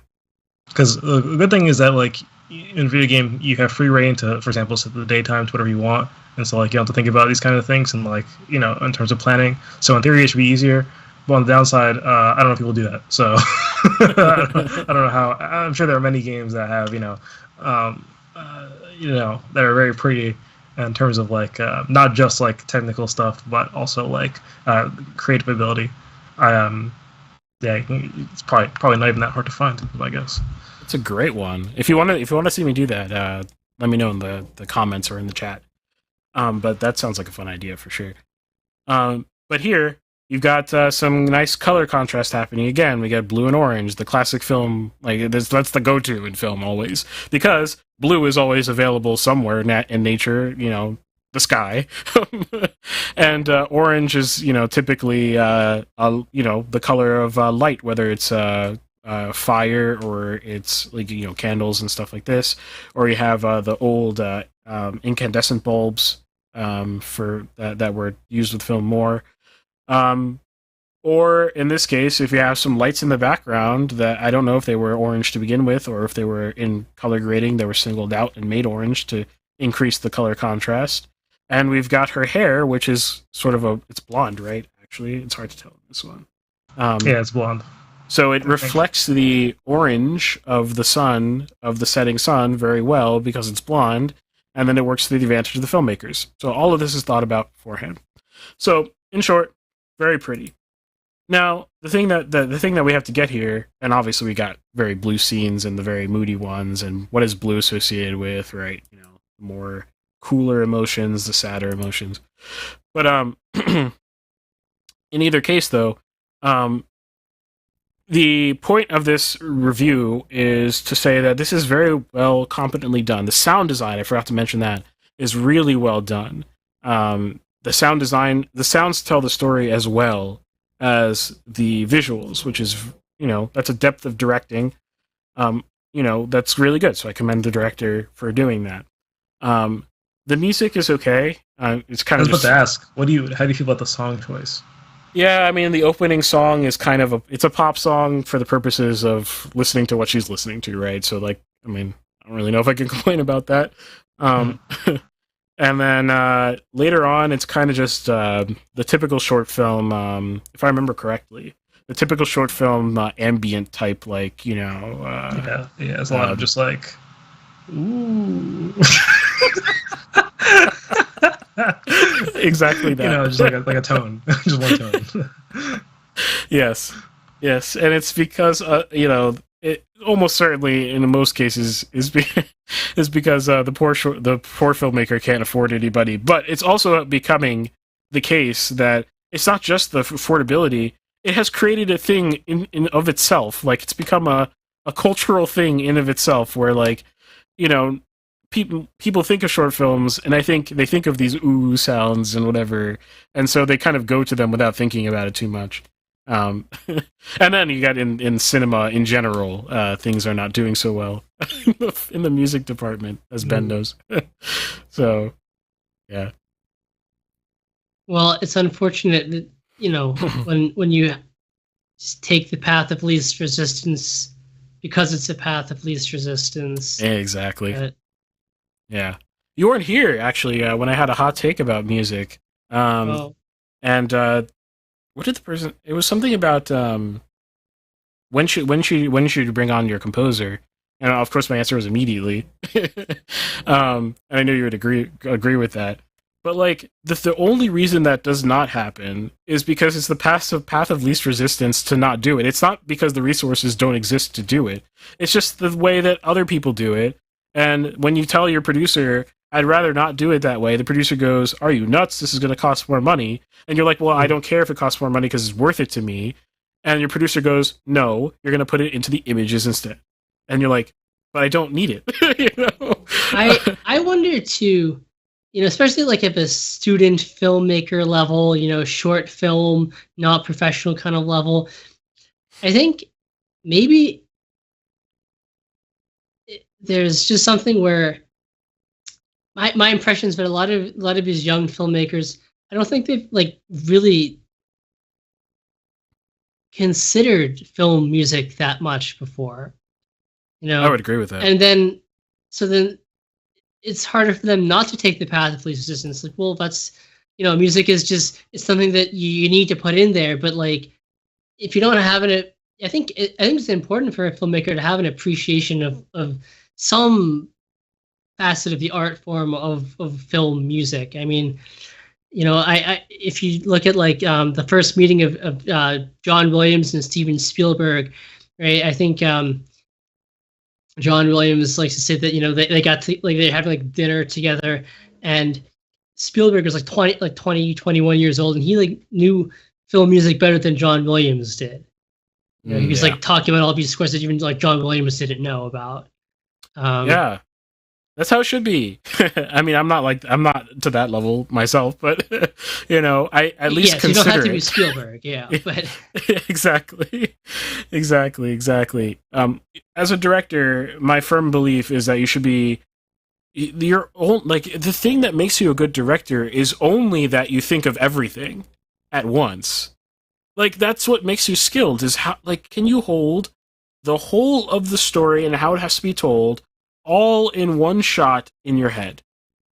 It's a really difficult thing to do. You have to be the singular conduit to all of it. You have to know how your music is telling the story, as well as the camera, as well as the set design, as well as the costume. But we've gotten in this era of a lot of even professional filmmakers kind of singling out a few things that they like and kind of sticking to those things as if they can get away with only being really masterful at directing 3 aspects of film and throw the rest to the auto system. The composer will just auto do it in the way that the composer knows that will make you happy, to some extent. The colorist who gets no notes from you because you don't think about color, or not enough, especially, which happens a lot actually with directors. They don't think about color. And the colorist is just kind of like, I'm going to come up with a look that is likely not going to be a waste of time because it's so neutral that, and serves the story just enough, and he's not giving me any vision, so I can't tell what he wants. So here's what's going to happen, And then when you're down to the wire and you're like, there's something missing from this thing, it's only your job. Like, you missed everything by not thinking of everything. That's my opinion, at least. You should think about literally everything. So yeah, that's my opinion on that. And that's my opinion on this whole short film. If you want to check it out, I put the link in the chat over there. It should be appearing in the chat replay as well if you're watching on video.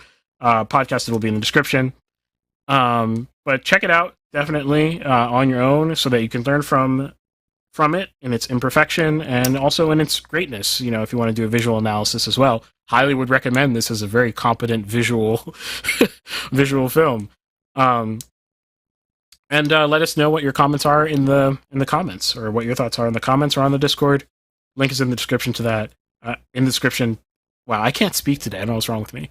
Link is in the description to the Discord below if you want to check it out, and let us know what you thought of it. And maybe I was wrong about everything, and this is genius and worth 826,000 views.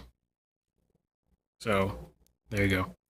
And my camera died again, which is a perfect cue for the next segment. That's a lot of views.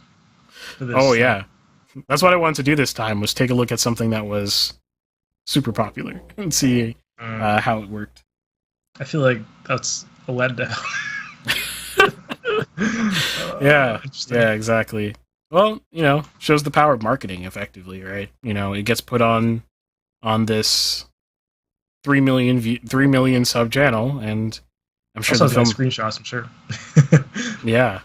Oh, post says, "Oh, don't get me started." Yeah, we've been talking about marketing a lot on the Discord. If you want to join that conversation as well. Okay. On to arguing with Reddit. Let's go. All right, and here we go. Mixed media music. All right, welcome to Mixed Media Music, the portion of Mixed Media podcast, in which we talk about all things related to music, with a particular emphasis on media music and classical music.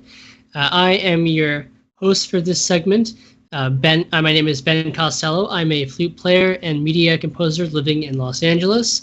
I'll be assisted by my two co-hosts. Let them introduce themselves. Hi, my name is Irving Nestor. I'm a filmmaker and media entrepreneur. I'm frozen on the screen right now, but I will be back eventually. And I own a company called Ariella based out of Mount Carmel, Pennsylvania. And I'm Nathan Nestor. I'm a 3D modeler and game developer. All right. So welcome to Mixed Media Music. And today, Mixed Media Music, we have our Arguing with Reddit segment, a segment which we rotate, which one of our co-hosts are in charge of that each week. So today, Mixed Media Music, Arguing with Reddit, which is a segment of our show in which we respond to hot takes, controversial opinions, questions, things of that nature from the internet, although normally from Reddit. And so I'll be responding to things about music, one of which I selected for myself, and the others selected by my co-hosts, and I have not seen those, so you get my live, spontaneous thoughts on those. All right, so let's get started. Sweet. So this first one is from Nathan, if you want to explain, Nathan. Yeah, I'm rereading it now and I realized that I actually read it wrong. So I feel like this is like a lot more of a niche question. Well, I'll ask the original question first and then I'll say what I thought it was because I think it's more interesting. But the original question is just very simply, have any of you here decided not to purchase concert tickets to see a musician/band and then regretted it? If so, who? But the thing is, I thought it was, were there essentially any concerts that you saw that you regretted seeing, not the other way around? Oh, yeah, those are different things. Yeah. Yeah, I mean, there are lots of times where I have not gone to every concert that I want to go to because there's only so much time in the day, right? You can't be in multiple places at the same time. And concerts are also expensive a lot of times, especially somewhere like Los Angeles. Yeah. I mean, ideally, this week, this Saturday, I think the Pasadena Symphony is doing American in Paris and maybe Rachmaninoff's Second Symphony. I think it's the Second Symphony. One of Rachmaninoff's symphonies. And if I didn't have my recital the next day, I would go to that. So there you go. I will probably regret. Well, I don't know. I mean, ultimately, I guess it's good for me if I get some sleep the night before. But I'll wish that I could go to it. Have I been to a concert that I've regretted going to? Probably. Although I'm not sure I can think of anything. Well, like a professional concert, I'm not sure I can think of anything off the top of my head. Non-professional things, supporting friends, that sort of thing. Yeah, I've probably been to some things that I'm like, well, this was kind of a waste of time, like, especially,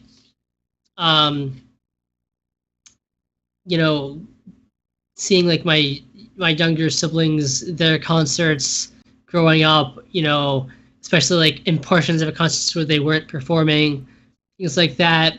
Yes, okay, middle school concerts can be less than stellar sometimes. Other than that, I'm not really sure I can think of any concerts that I was dissatisfied with that I attended. What about I remember I think it was a long time ago. The topic of concerts came up, and we talked about something about how at a lot of concerts they play a lot of like the classic hits of like Beethoven or whatever, right? Mm-hmm. And then like the one like, oh, here's like a modern song or something like that you probably never heard of or something like that. Do you ever feel like you regret going to a concert because like, these are all very generic songs that I did not actually want to hear, Not that I can think of. I guess sometimes when I've gone to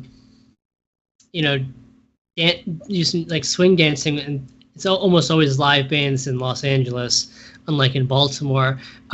Okay, there are some some of these live bands that make the circuits, and all the Los Angeles dancing places. Some of them are not the greatest, but I'm not just sitting there like purely for a musical aesthetic experience. I will, it's pretty obvious when they're not the greatest musicians. Although sometimes I say this to other people and they're like, "What are you talking about? They're so good."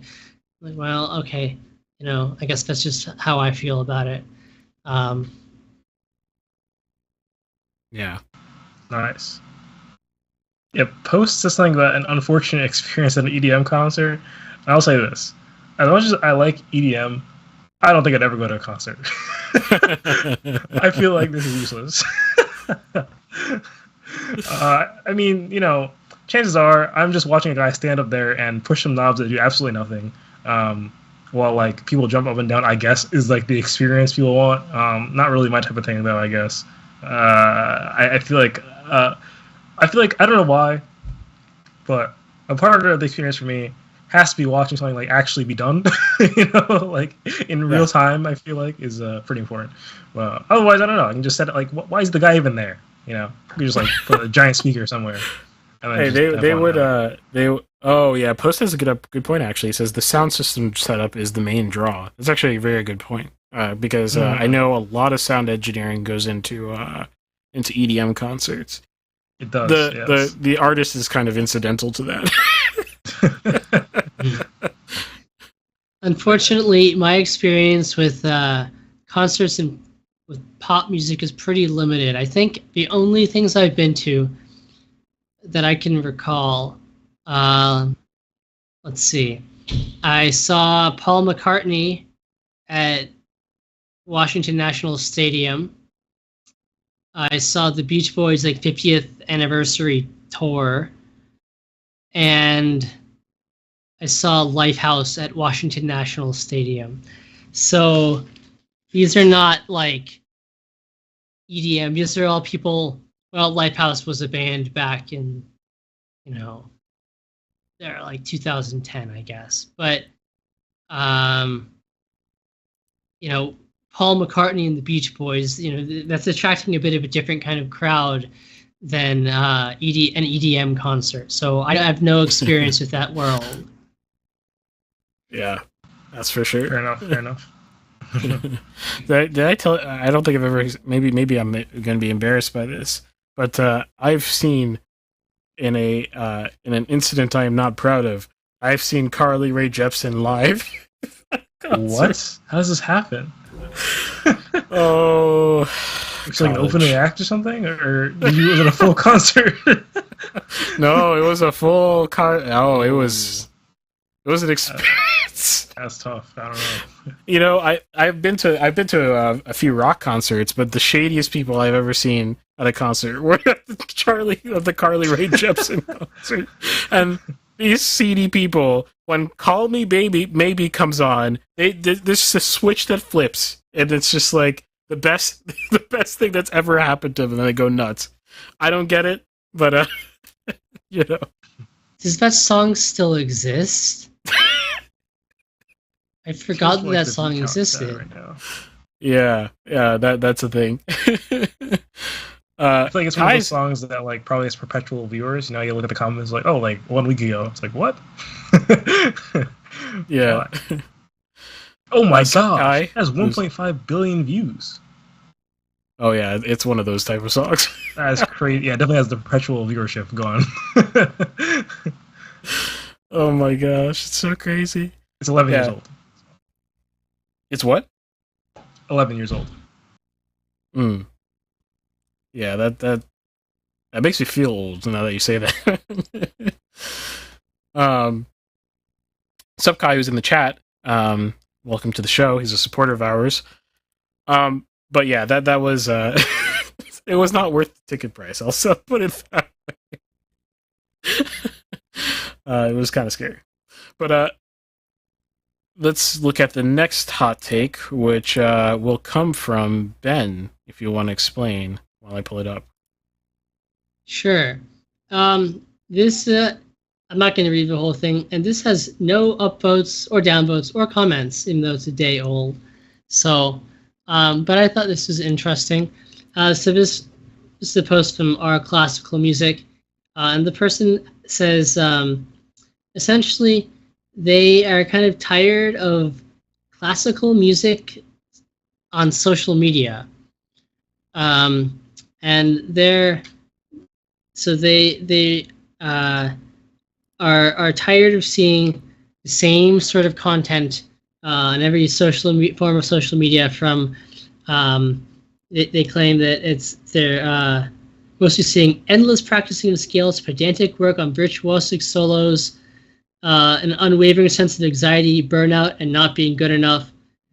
And they said that these are already common stereotypes in classical music, and that they're disappointed that social media seems to be reinforcing these things. And they're disappointed also that this is an era in which people are trying to think more about mental health and that sort of things, and positive thinking versus ingrained toxic thinking in classical music, but that none of that is reflected in social media. It's a lot of people posting 2 5-hour practice sessions per day, and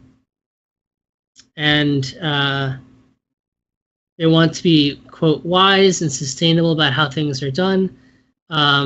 Of it, though they finish, maybe it's inevitable because the people getting the most likes are the ones who fit the mold the best. Okay, so classical music and social media, an interesting topic because I think it's a really important tool. I think it's something that I can make a lot better use of myself going forward. Especially once I graduate, I'd like to think more about that.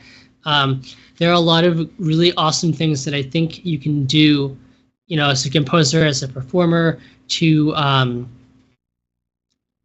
bring attention to yourself and your art by being smart about social media.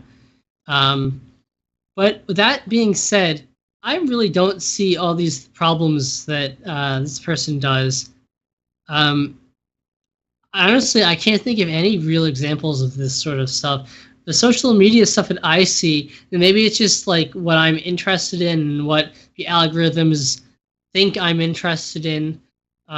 Mostly I see the opposite sort of thing. I see people who are doing a really good job of handling their social media and building, brands out of themselves, whether it's, being the person who reviews student flutes and plays I'm testing a $5 flute versus a $5,000 flute sort of thing, or whether it's people who just make sort of like TikTok style funny things about the flute repertoire. There's also a lot of people on social media who are very into this, as you said, this positive model, not the going against the toxicity built ingrained into classical music musician culture. Lots of people doing that, kind of fighting against that, it's a pretty popular page called Classical Wellness. Everyone I know loves this page. I'm seeing a lot more of that. Yes, you see lots of people doing this, 100 days of practice thing, but I really haven't seen anybody here is, some fantastic thing I put together in the practice room today, 99 more days of this, look how great I am and how complicated stuff I'm doing is. No, normally I just see people being very real with it. Here's, just something that I happened to, record while practicing today. I occasionally try to do something like that, although not on the scale that is meaningful, mostly just for people who are friends of mine and potential, future employers. But yeah, so I think it's a tool that we should be thinking about how best to use. But really, I'm seeing the people who are taking advantage of it are the people who, believe in kind of pushing against the kind of culture of the last 2 or 3 generations and their way of being and instructing musicians. Yeah. The postmodernist struggle. Yeah. No, I'm a huge advocate of social media. I couldn't agree. In terms of using it for good things. Generally, social media is bad, though. So, you know. Yeah, like I said, I can really only think of some fantastic social media, classical music social media accounts. There's a lot of young star players who are really embracing it and like doing a lot of education stuff with it and building their brand that way as well. I think that's fantastic. Yeah. I find that in in video games, social media tends to be very repetitive, where it's like, at least, okay, I don't use Instagram or like Facebook or things like that, or TikTok. So I guess I have a very limited experience. But from say YouTube, right? I feel like I keep seeing the same types of videos of oh, I did this thing, and it's like, okay, well, there's 9,000 of these videos it'll be keys to avoid burnout. It's like, dude, this has been done so many times, and I've watched so many of these videos that I already know what you're going to say at this point. There are only so many options, of things you could possibly say, or I think I find this though with not just video games, but even for example, I get a lot of linguistic things in my recommendations, like learning languages, and it's how to learn languages fast. Dude, and then they all put some spin in the title, the only video you'll ever need. It's dude, I've already seen this video in the form of 10 other videos. No matter whatever title you use, it's all gonna be the same. But yeah.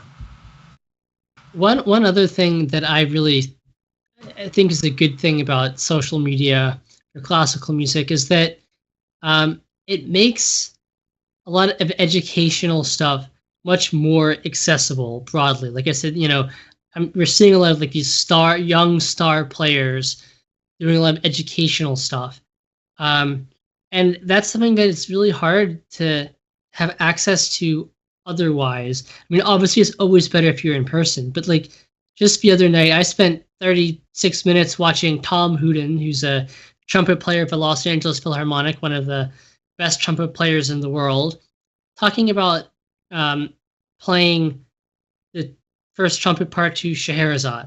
Okay, so is that directly applicable to me? No. I mean, there are some things that are just specifically trumpet technique, trumpet, tongue placement. It doesn't help me. But just absorbing the thoughts of a really great musician on how to play music. 90% of the concepts are applicable to any player of any instrument, even if you're never going to play that piece on trumpet. And that kind of stuff is often very hard to have access to from the best players in the world, unless you're going to pay them a lot of money and go to one of their master classes. No, Tom Hooden say, I just have a live video I'm posting while sitting behind stage at the Los Angeles Philharmonic. Here's 36 minutes on my thoughts on playing Scheherazade.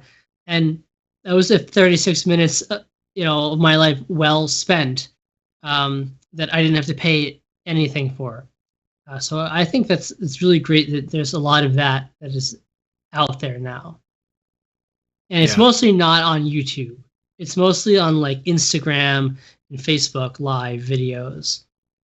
That's interesting because most of the stuff I learn is pretty much just YouTube or similar, whether it's Rumble or YouTube. There's no... Yeah, it's interesting. Actually, now that I think about it, there's different things I learn in different places, now that I think about it. I learn a lot of graphic design stuff from LinkedIn. So, that's an interesting stuff. It's interesting part of the whole game. But yeah. Cool. The last one comes from me, and I'll explain it while I pull it up. It is a post from a while ago, but was very interesting because of the person asking, and the specificity by which they were asking it. But it says, "Hello all. I'm an adjunct professor at a local post-secondary school. I teach a film sound class that focuses on post sound from start to finish to film majors. Blah blah blah. I thought it'd be nice to get some community opinion directly from composers to see if I can work anything in. I have 2 questions for you. And the first question, I'll just read the bold part.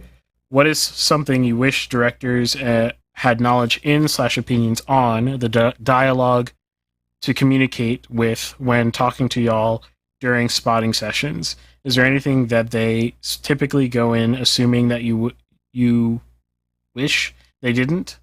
What do you wish they knew about your job?" So we'll start with that. Well, as I was saying earlier, when Irving was talking about that short film, that what was the title? The one from last segment? Yeah, Martha. So you should go back and watch that. But as I said there, I think with a lot of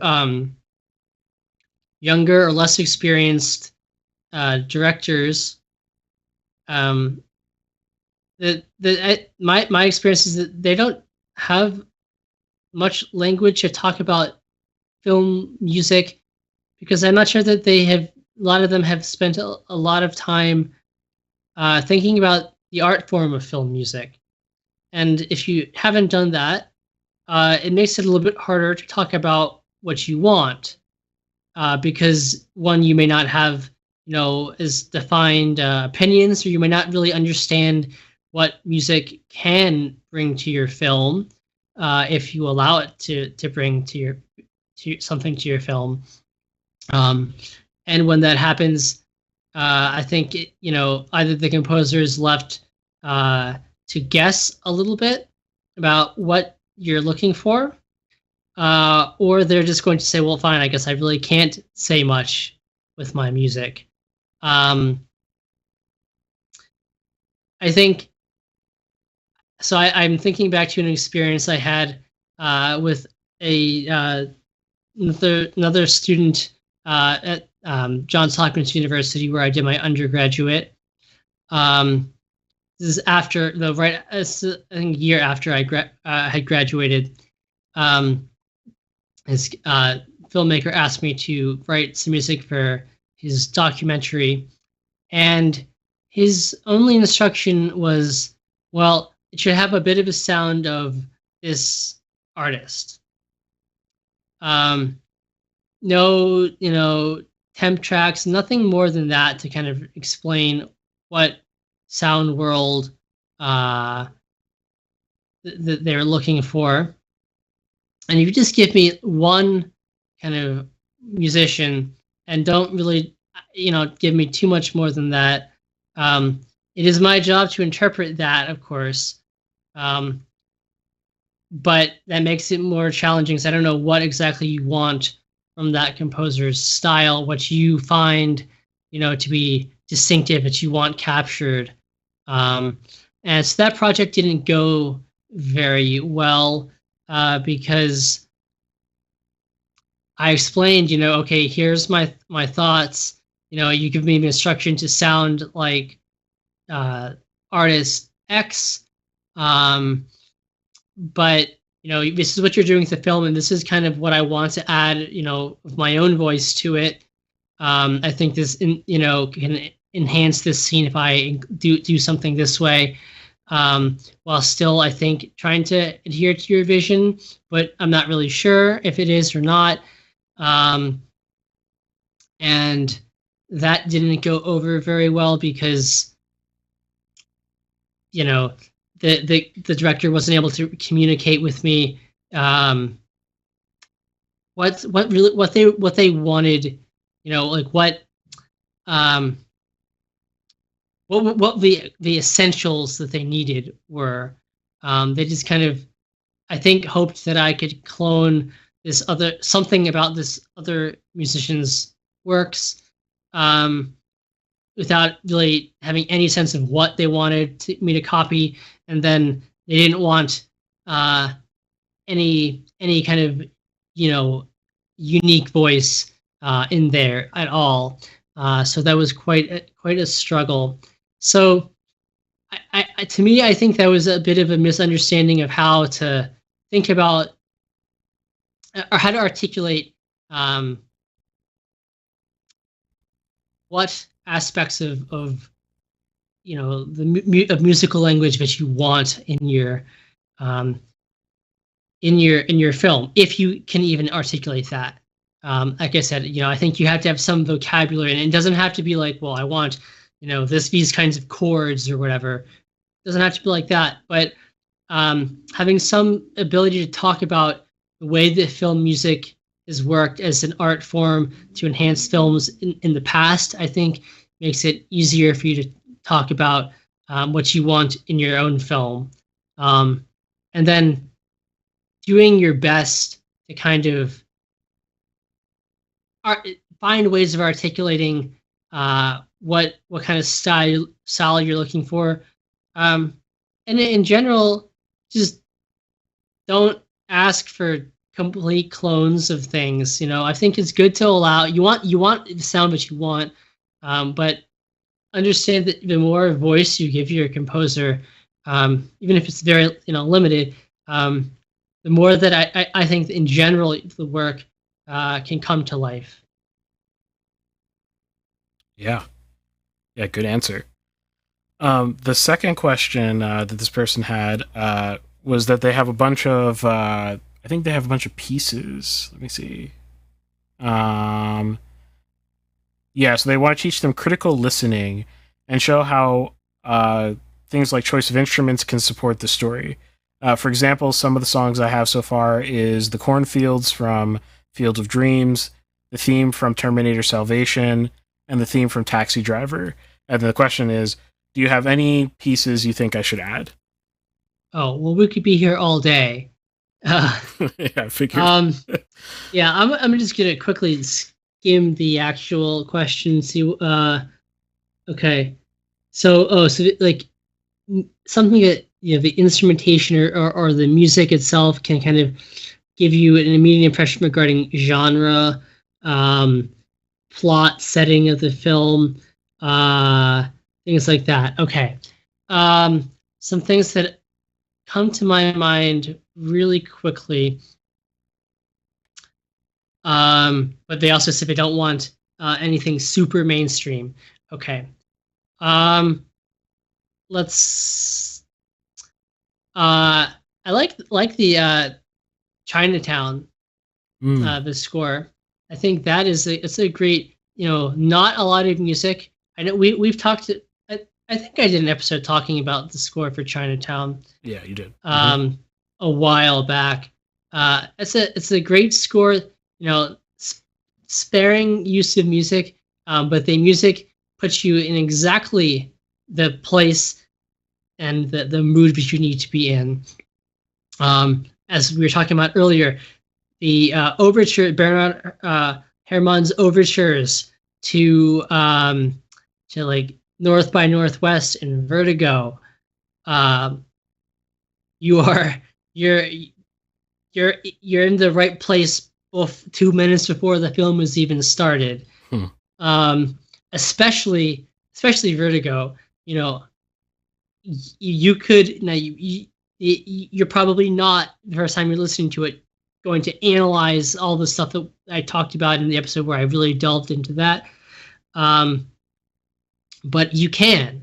It sets up everything, you know, from the opening sort of crossing in and out lines that and the arpeggios of the augmented chords, which are just the perfect musical analog of the Vertigo shot, right? And the feeling of Vertigo, to just some kind of the harmony from in the world of Wagner's Tristan, and that kind of puts you, you know, it lays out everything that's going to happen in the film, not like, you know, A, B, C, D, you know, plot line, but like the structure of the overall thing.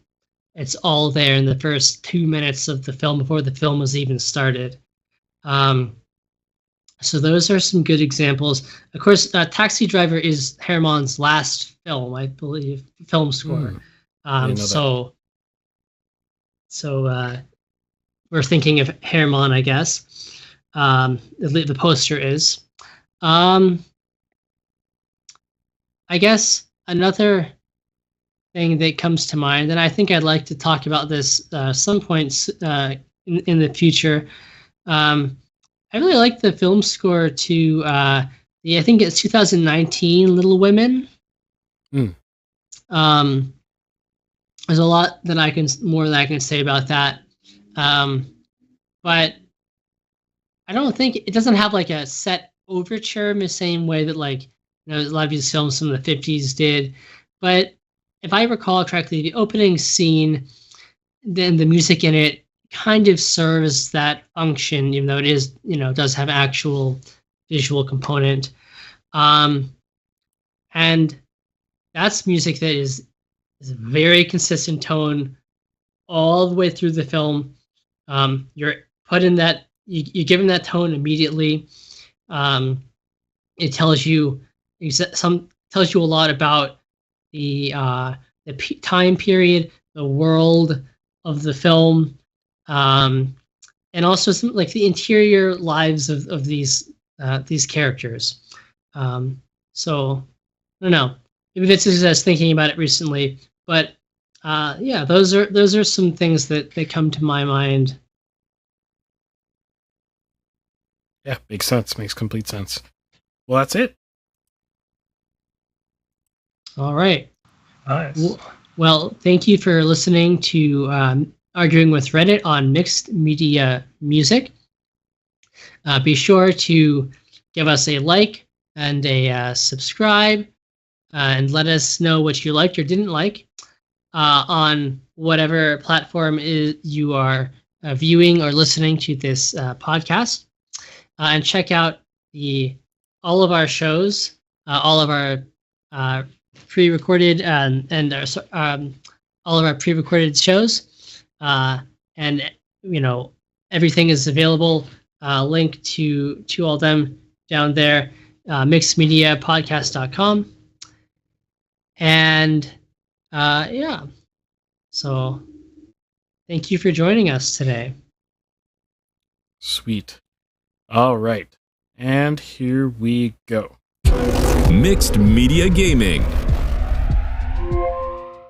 Welcome to Mixed Media Gaming. Today we have a pretty interesting topic today. I'll be talking about guilds and how that applies to modern world and why you should be in one, kind of ish. We'll talk about it. But yeah, before we go on, I guess I should explain what's going on here. This is the Mixed Media Podcast where we talk about all things art. We talk about music, video games, and music, and our little segments. Yeah, let's introduce ourselves. So I'm Nathan Nestor, a video game developer and 3D modeler. My name is Irving Nestor. I'm a filmmaker and media entrepreneur. I own a company called Ariella based out of Mount Carmel, Pennsylvania. Hi, I'm Ben Costello. I'm a flute player and media composer living in Los Angeles. Nice. Yeah. I guess we'll get into it. I feel like that was a short intro than I usually do. I can't remember what I usually put there. I should probably write down at some point my intro so that I don't keep just changing it on the fly. But yeah, anyways. So do you guys know like what a guild is traditionally? I have a notion of it, but my notion isn't well studied in any in any sense. Mm-hmm. So yeah. So kind of. Okay. Well, take your best guess. What do you know? What do you know? I'm gonna pass it over to Ben. Oh. I mean, it's my understanding is that it's somewhat like a union, except that it's like a union of the people who there's no negotiating with an employer, but it's like a group of people who all have the same skill, and they set rules about standards, and they also set rules about how you can go about acquiring the necessary skills to enter the guild, and then have the guild stamp of approval on your work. Okay. So that's what I thought it was, but I wasn't 100% sure.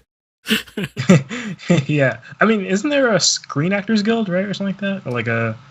Yeah, but it's more like a straight up union than than that. Yeah. Well, yeah. Okay. So essentially, yeah. So people will say that guilds kind of like evolved into unions, and that happened because of like industrialization and the fact that unions are more about protecting workers, like a mass amount of workers, right? Like you wouldn't necessarily have a union for like one person, or two people being employed under a person, whereas guilds were more about like the specialized craftsman or the specialized artisan, and it wasn't about necessarily. It was about protecting them, but in a different way, not as an employee necessarily.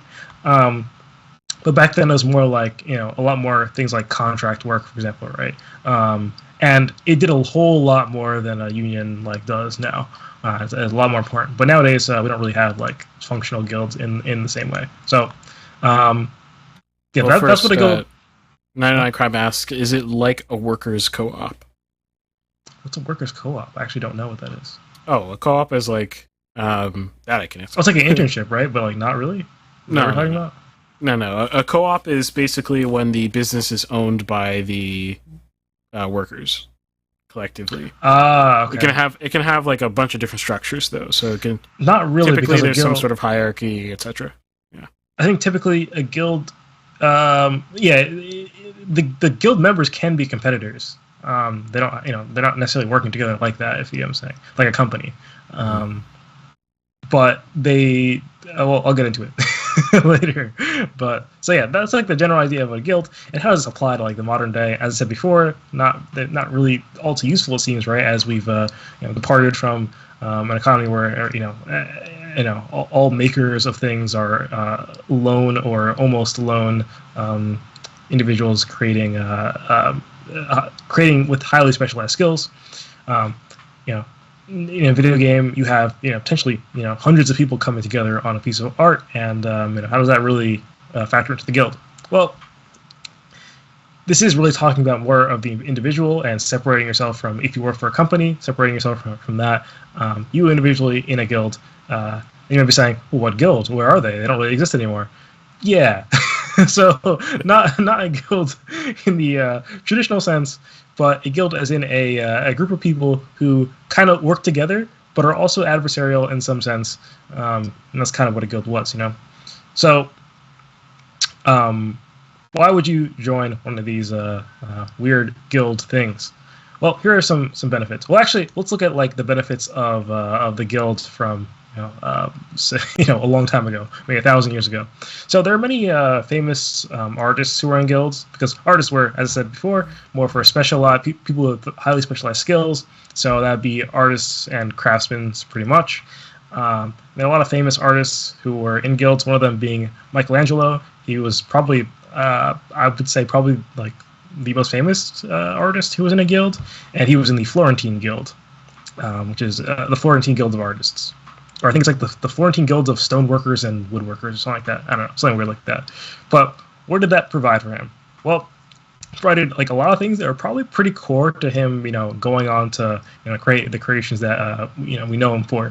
So, firstly, he was trained by his guild. So the guild provided for his training in a sort of master-apprentice type way. I'm pretty sure he was trained by multiple people, not just one guy. But that happened through the guild, and that's kind of what happens in a somewhat cooperative space where you want everyone to succeed.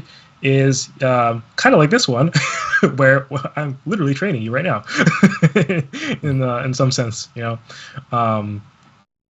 But yeah, it'd be like a collection of people, and if you were new to the guild, you get to whether explicitly or implicitly get a lot of wisdom and a lot of even practical experience working with people who are also in the guild. And yeah, you could say that is akin to what's kind of going on here. And as I said before, we're not talking about literal guilds out here anymore that are like, formed by contracts and things like this, right? So this Discord is a guild in a sense, but not nearly in the same way that it was before. But we still provide the same sorts of benefits. Secondly, resources. So Michelangelo was provided the tools, materials, and workshops he needed to create what he wanted to create and practice, because art is expensive. And so, if you want to become a painter, say a painter of a giant ceiling, we don't have an infinite amount of like material to use to simulate painting on the giant ceiling before you actually do it, for practice. You need to be able to get that paint somehow, and the guild will invest in you. And that's not necessarily like the higher ups of the guild are like, hey, you seem very skilled, how about we give you some tools, we invest in you, and you give us a cut of what's going on. Not necessarily. A lot of difference. The reason why a guild is like infinitely more helpful than a union is because a guild is a lot more of a social place where it's less about like this is very corporate. We're like a union where it's like we're not making friends in unions. Okay, that's not what we're here for. But with a guild, it's like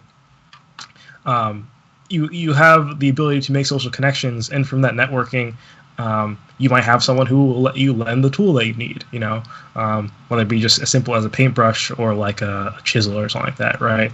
You might find someone who knows a guy who sells the stone you want to carve, right? Whatever that is. Apply that to the modern world, and what do you get? Well, it's a lot simpler actually for video games. You might meet your future composer, right? Things like this. Just being able to get pieces of a team or people who could be a part of a team. And I like to go back on something I said a long time ago, or not a long time ago, a few weeks ago. I think I said something like, working together as an indie developer is a pretty horrible idea with random people for rev share. I think I said something along those lines. And I would like to revise my statement because I thought about it for a little bit, and I think it is typically, on average, it does not work. Okay, the median person is not working for it. Okay, I think that has to do with the reason why actually art in general does not necessarily work as a means of survival for the median persons, because they're not doing it right, not because of anything like wrong with that specifically. Amen. So yeah, so when I was like looking at all these rev share things, I was like, man, these are not going anywhere. But I think it really has to do with the things that are being proposed and the ways that things are going with what people are trying to do, and they don't tend to make a lot of sense. Now, how does this relate to the guild idea? I forget. To be quite honest, I don't remember where I was going with that. Rev share, resources. I did this thing again where I didn't write the exact notes. I wrote down very general things. So I'm going very off script. What was I talking about before this? Meeting people. You're talking about how you can meet people for your team. For a potential team or something like that. Right. Yes. Now, yeah, so before I said, don't work in teams as an indie, right? Or without success. Wait till you can pay people or whatever, not doing this whole rev share thing.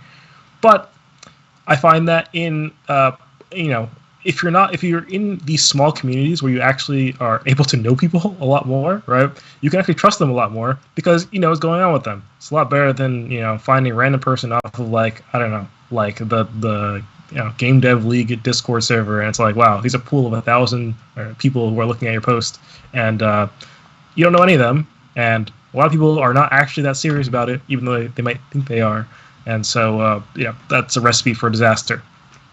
But if you are able to join a community that is, doesn't be tiny, but where you actually are able to know some people in the community, and you're able to figure out what they're about, then you're able to trust them a lot more, and you're able to figure out, hey, is this person actually a good asset for this project or not? And then you can proceed accordingly.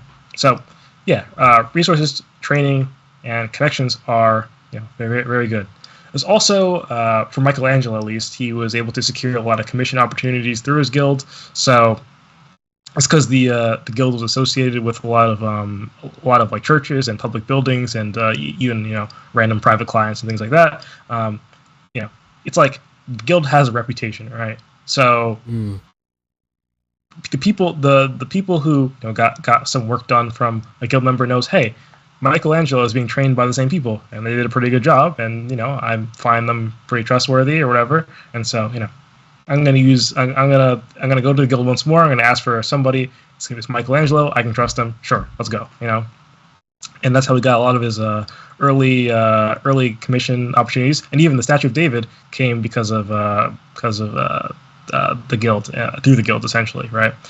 And I'm sure that had essentially reverberating consequences of like the whole guild being sort of raised up with him. Although, to be fair, I'm curious how popular the Statue of David was at the time. I wonder if it's one of those things where people were like, it's kind of like whatever.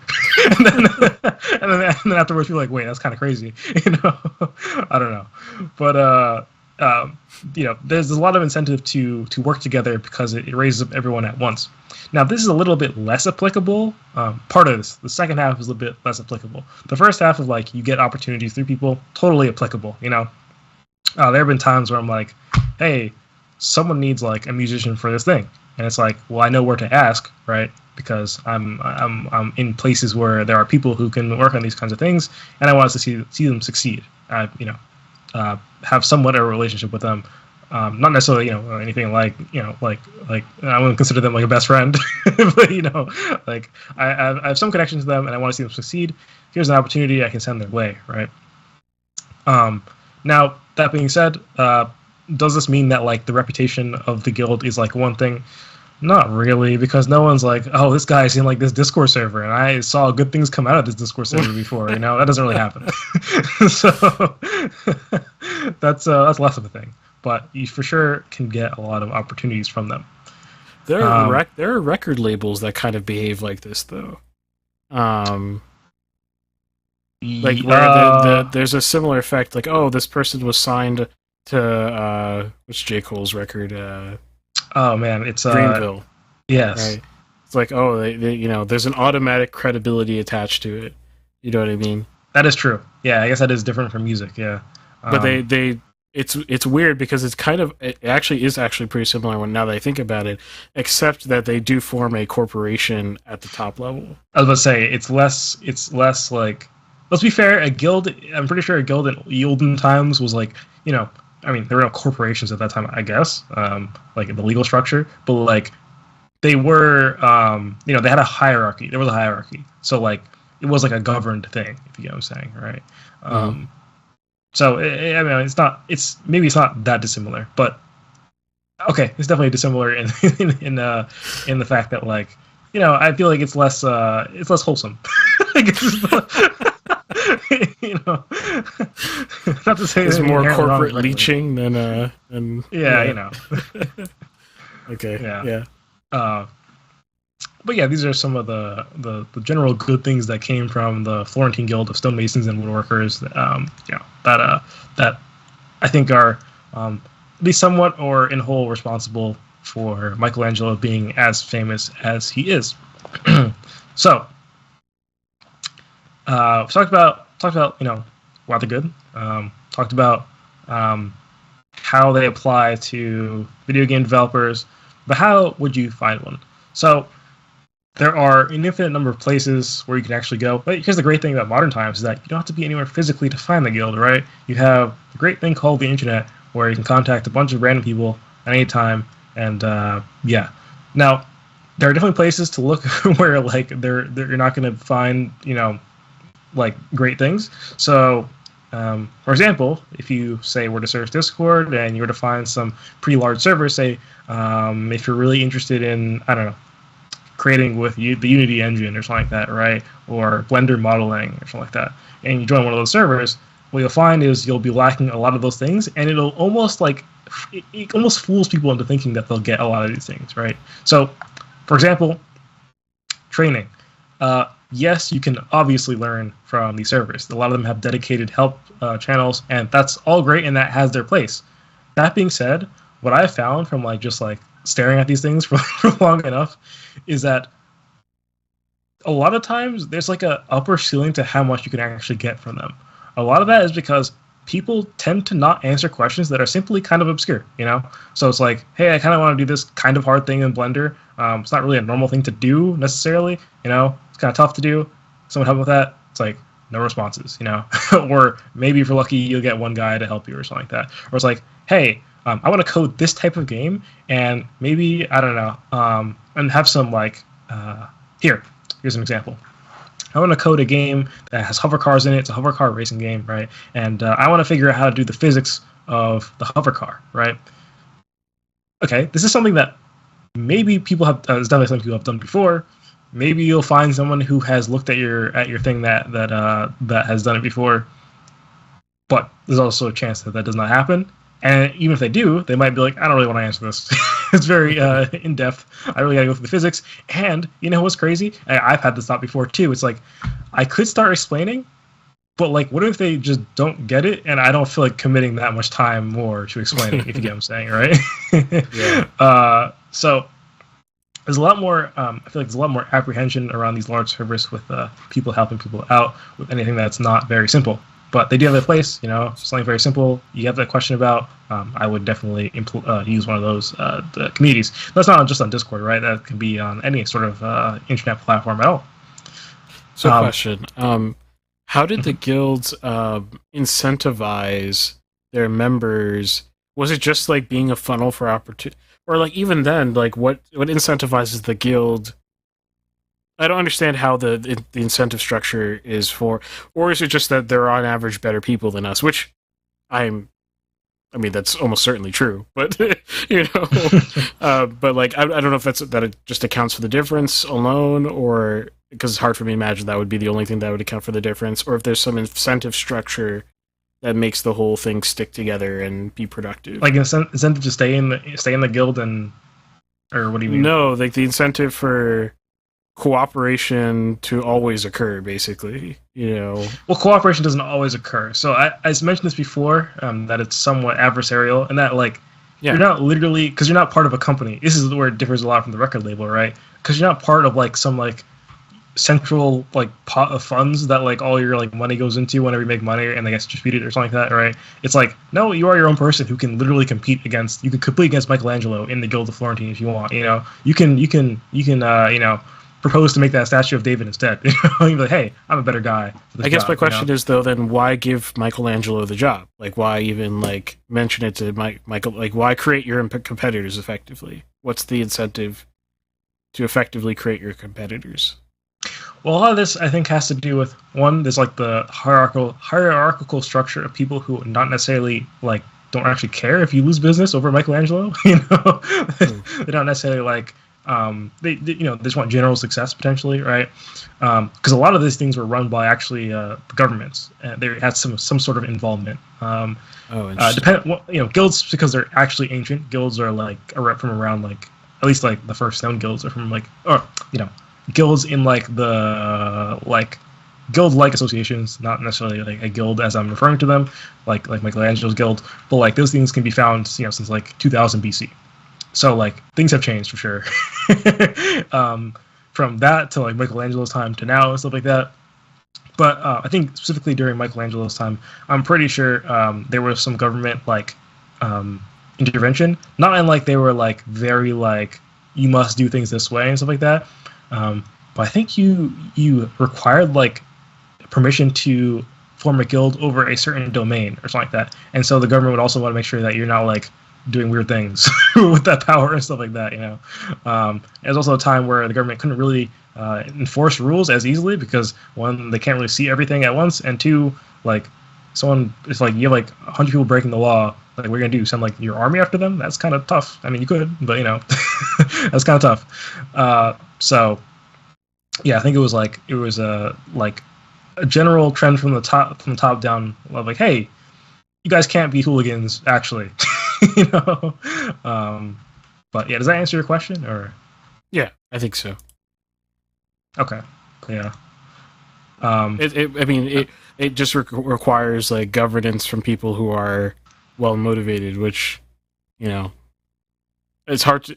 It's crazy that it would. I don't know if that's true or not, but more often than not would turn out okay. But yeah. Yeah. Yeah, pretty much, yeah.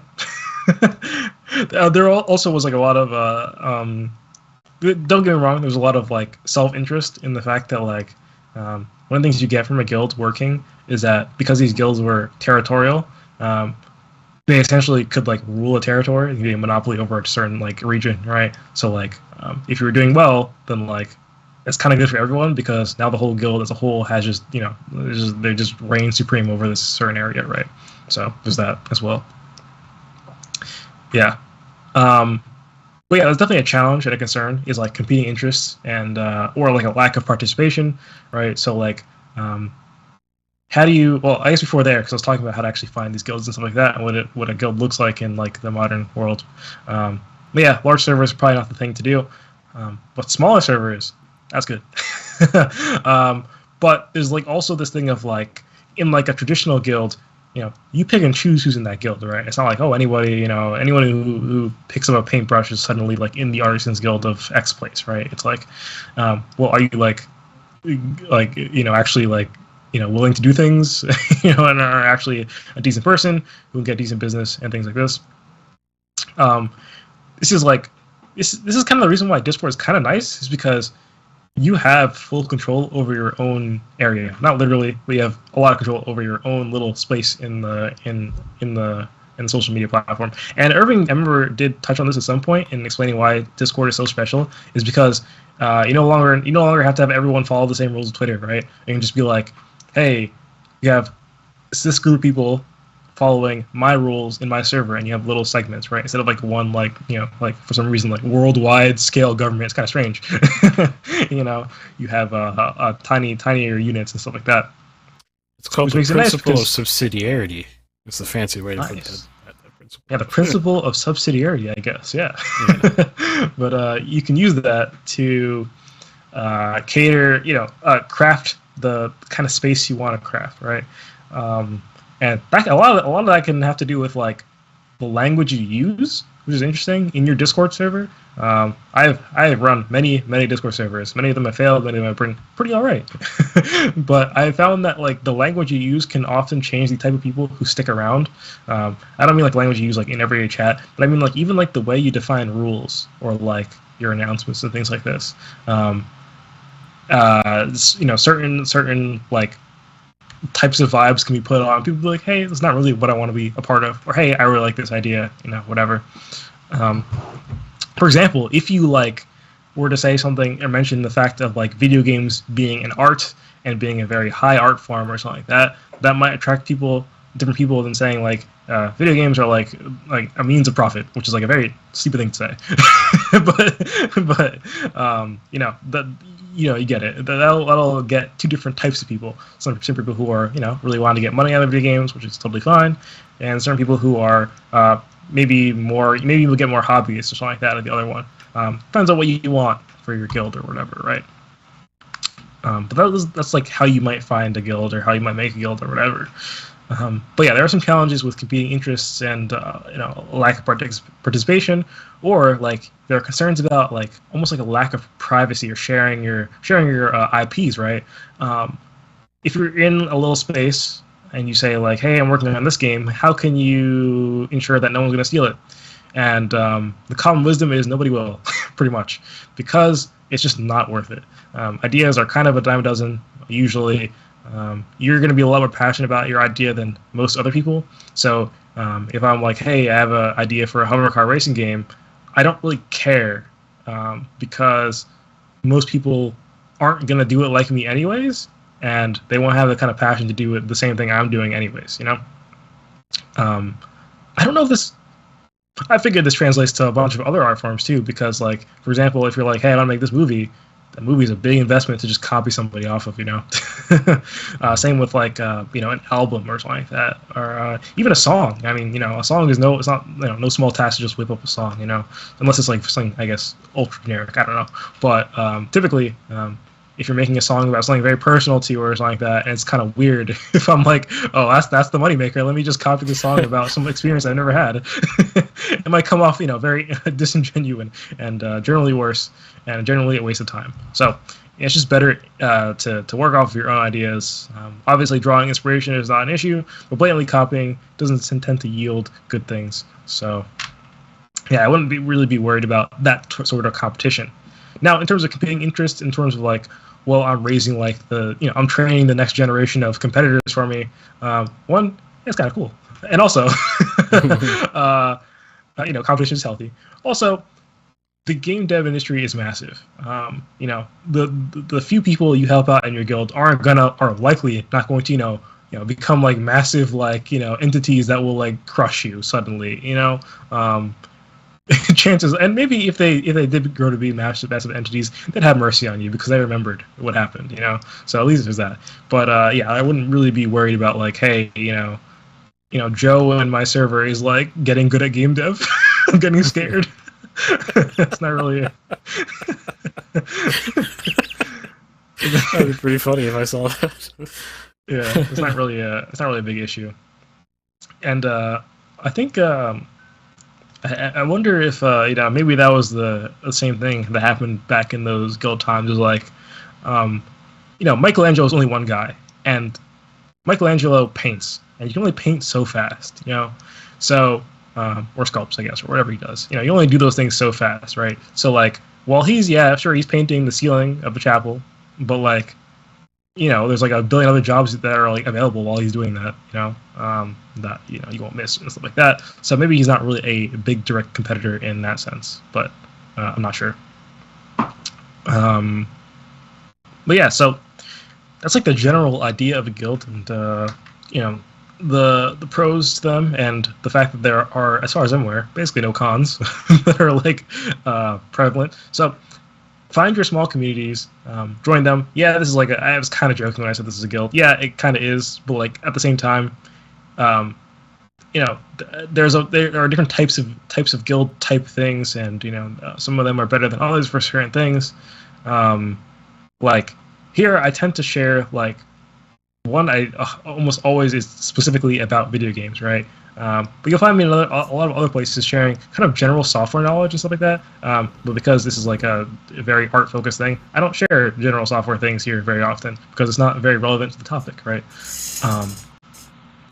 And I'd also say that I'm a little biased here. It's a pretty good guild because what other guild could you go to where they have a podcast and you can talk to them pretty easly, like pretty much, at any moment, any time of the day. That's not really a thing, So, yeah.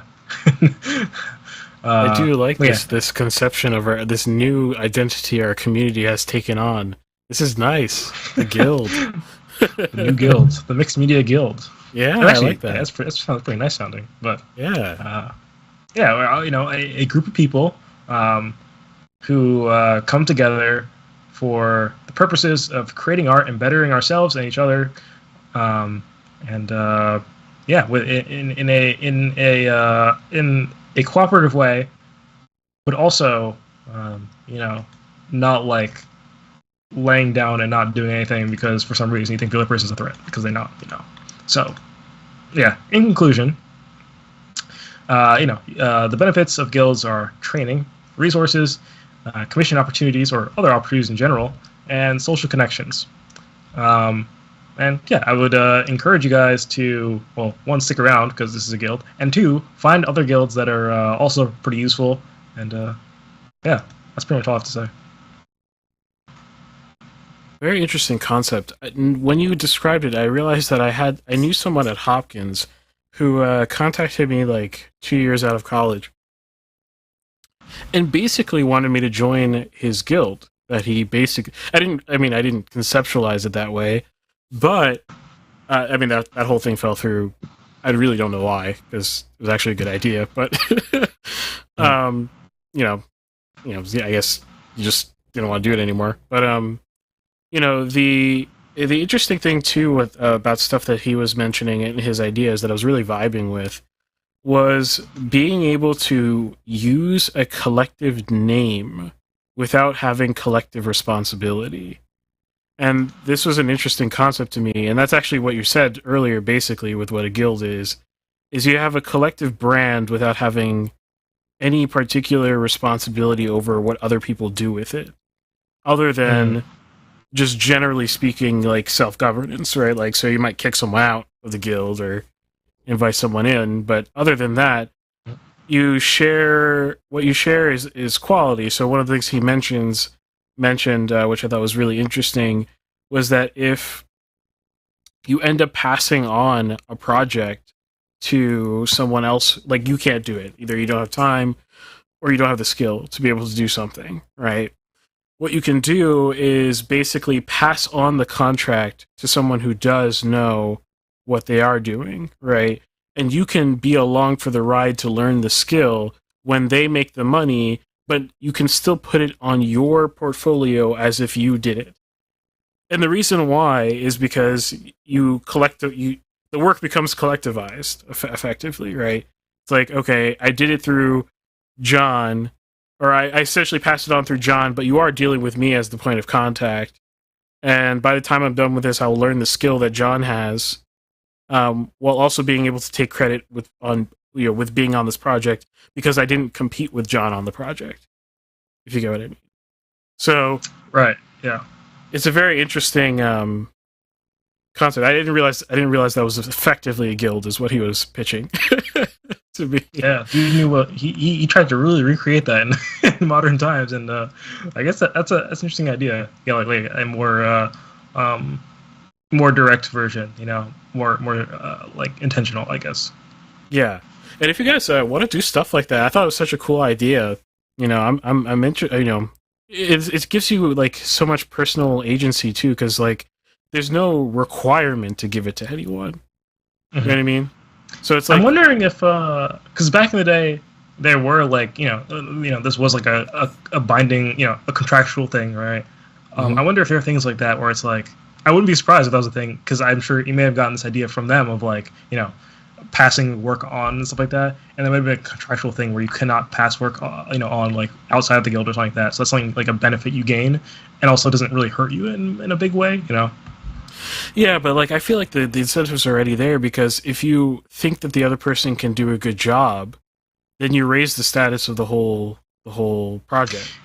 Yeah, the thing is, you just wouldn't want to pass it off you wouldn't want it to happen. You wouldn't want it to be possible to pass it on to someone outside the guild from a guild, very self-interested guild perspective, because even if that person can do a better job, you're also hurting the guild, if you get what I'm saying. That's all I'm saying. Yeah.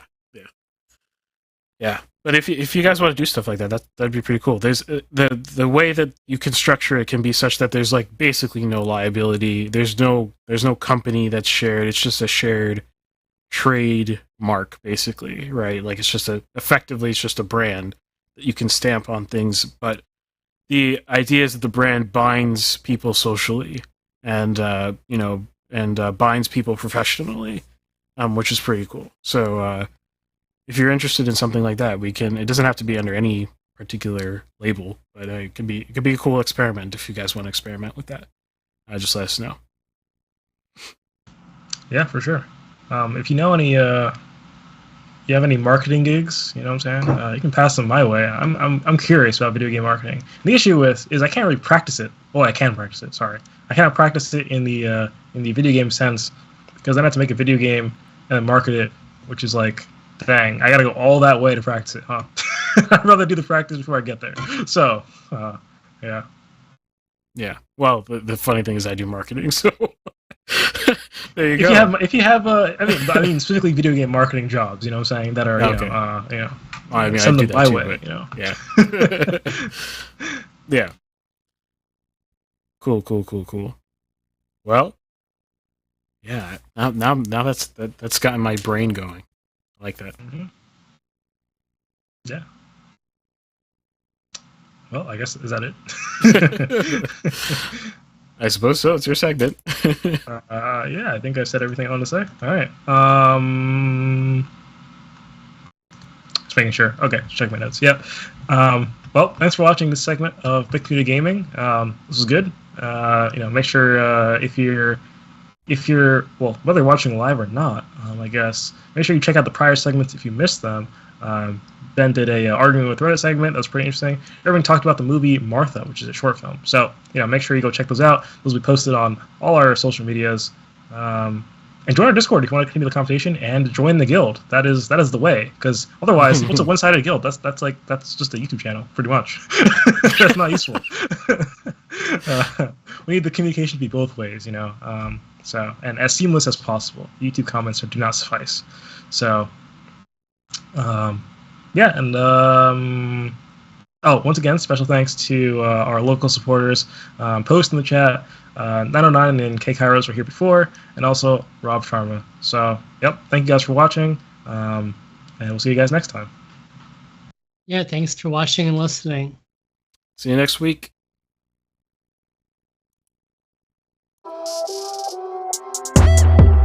Look, tell a man no trouble, I don't want beef, man, I just want vibes.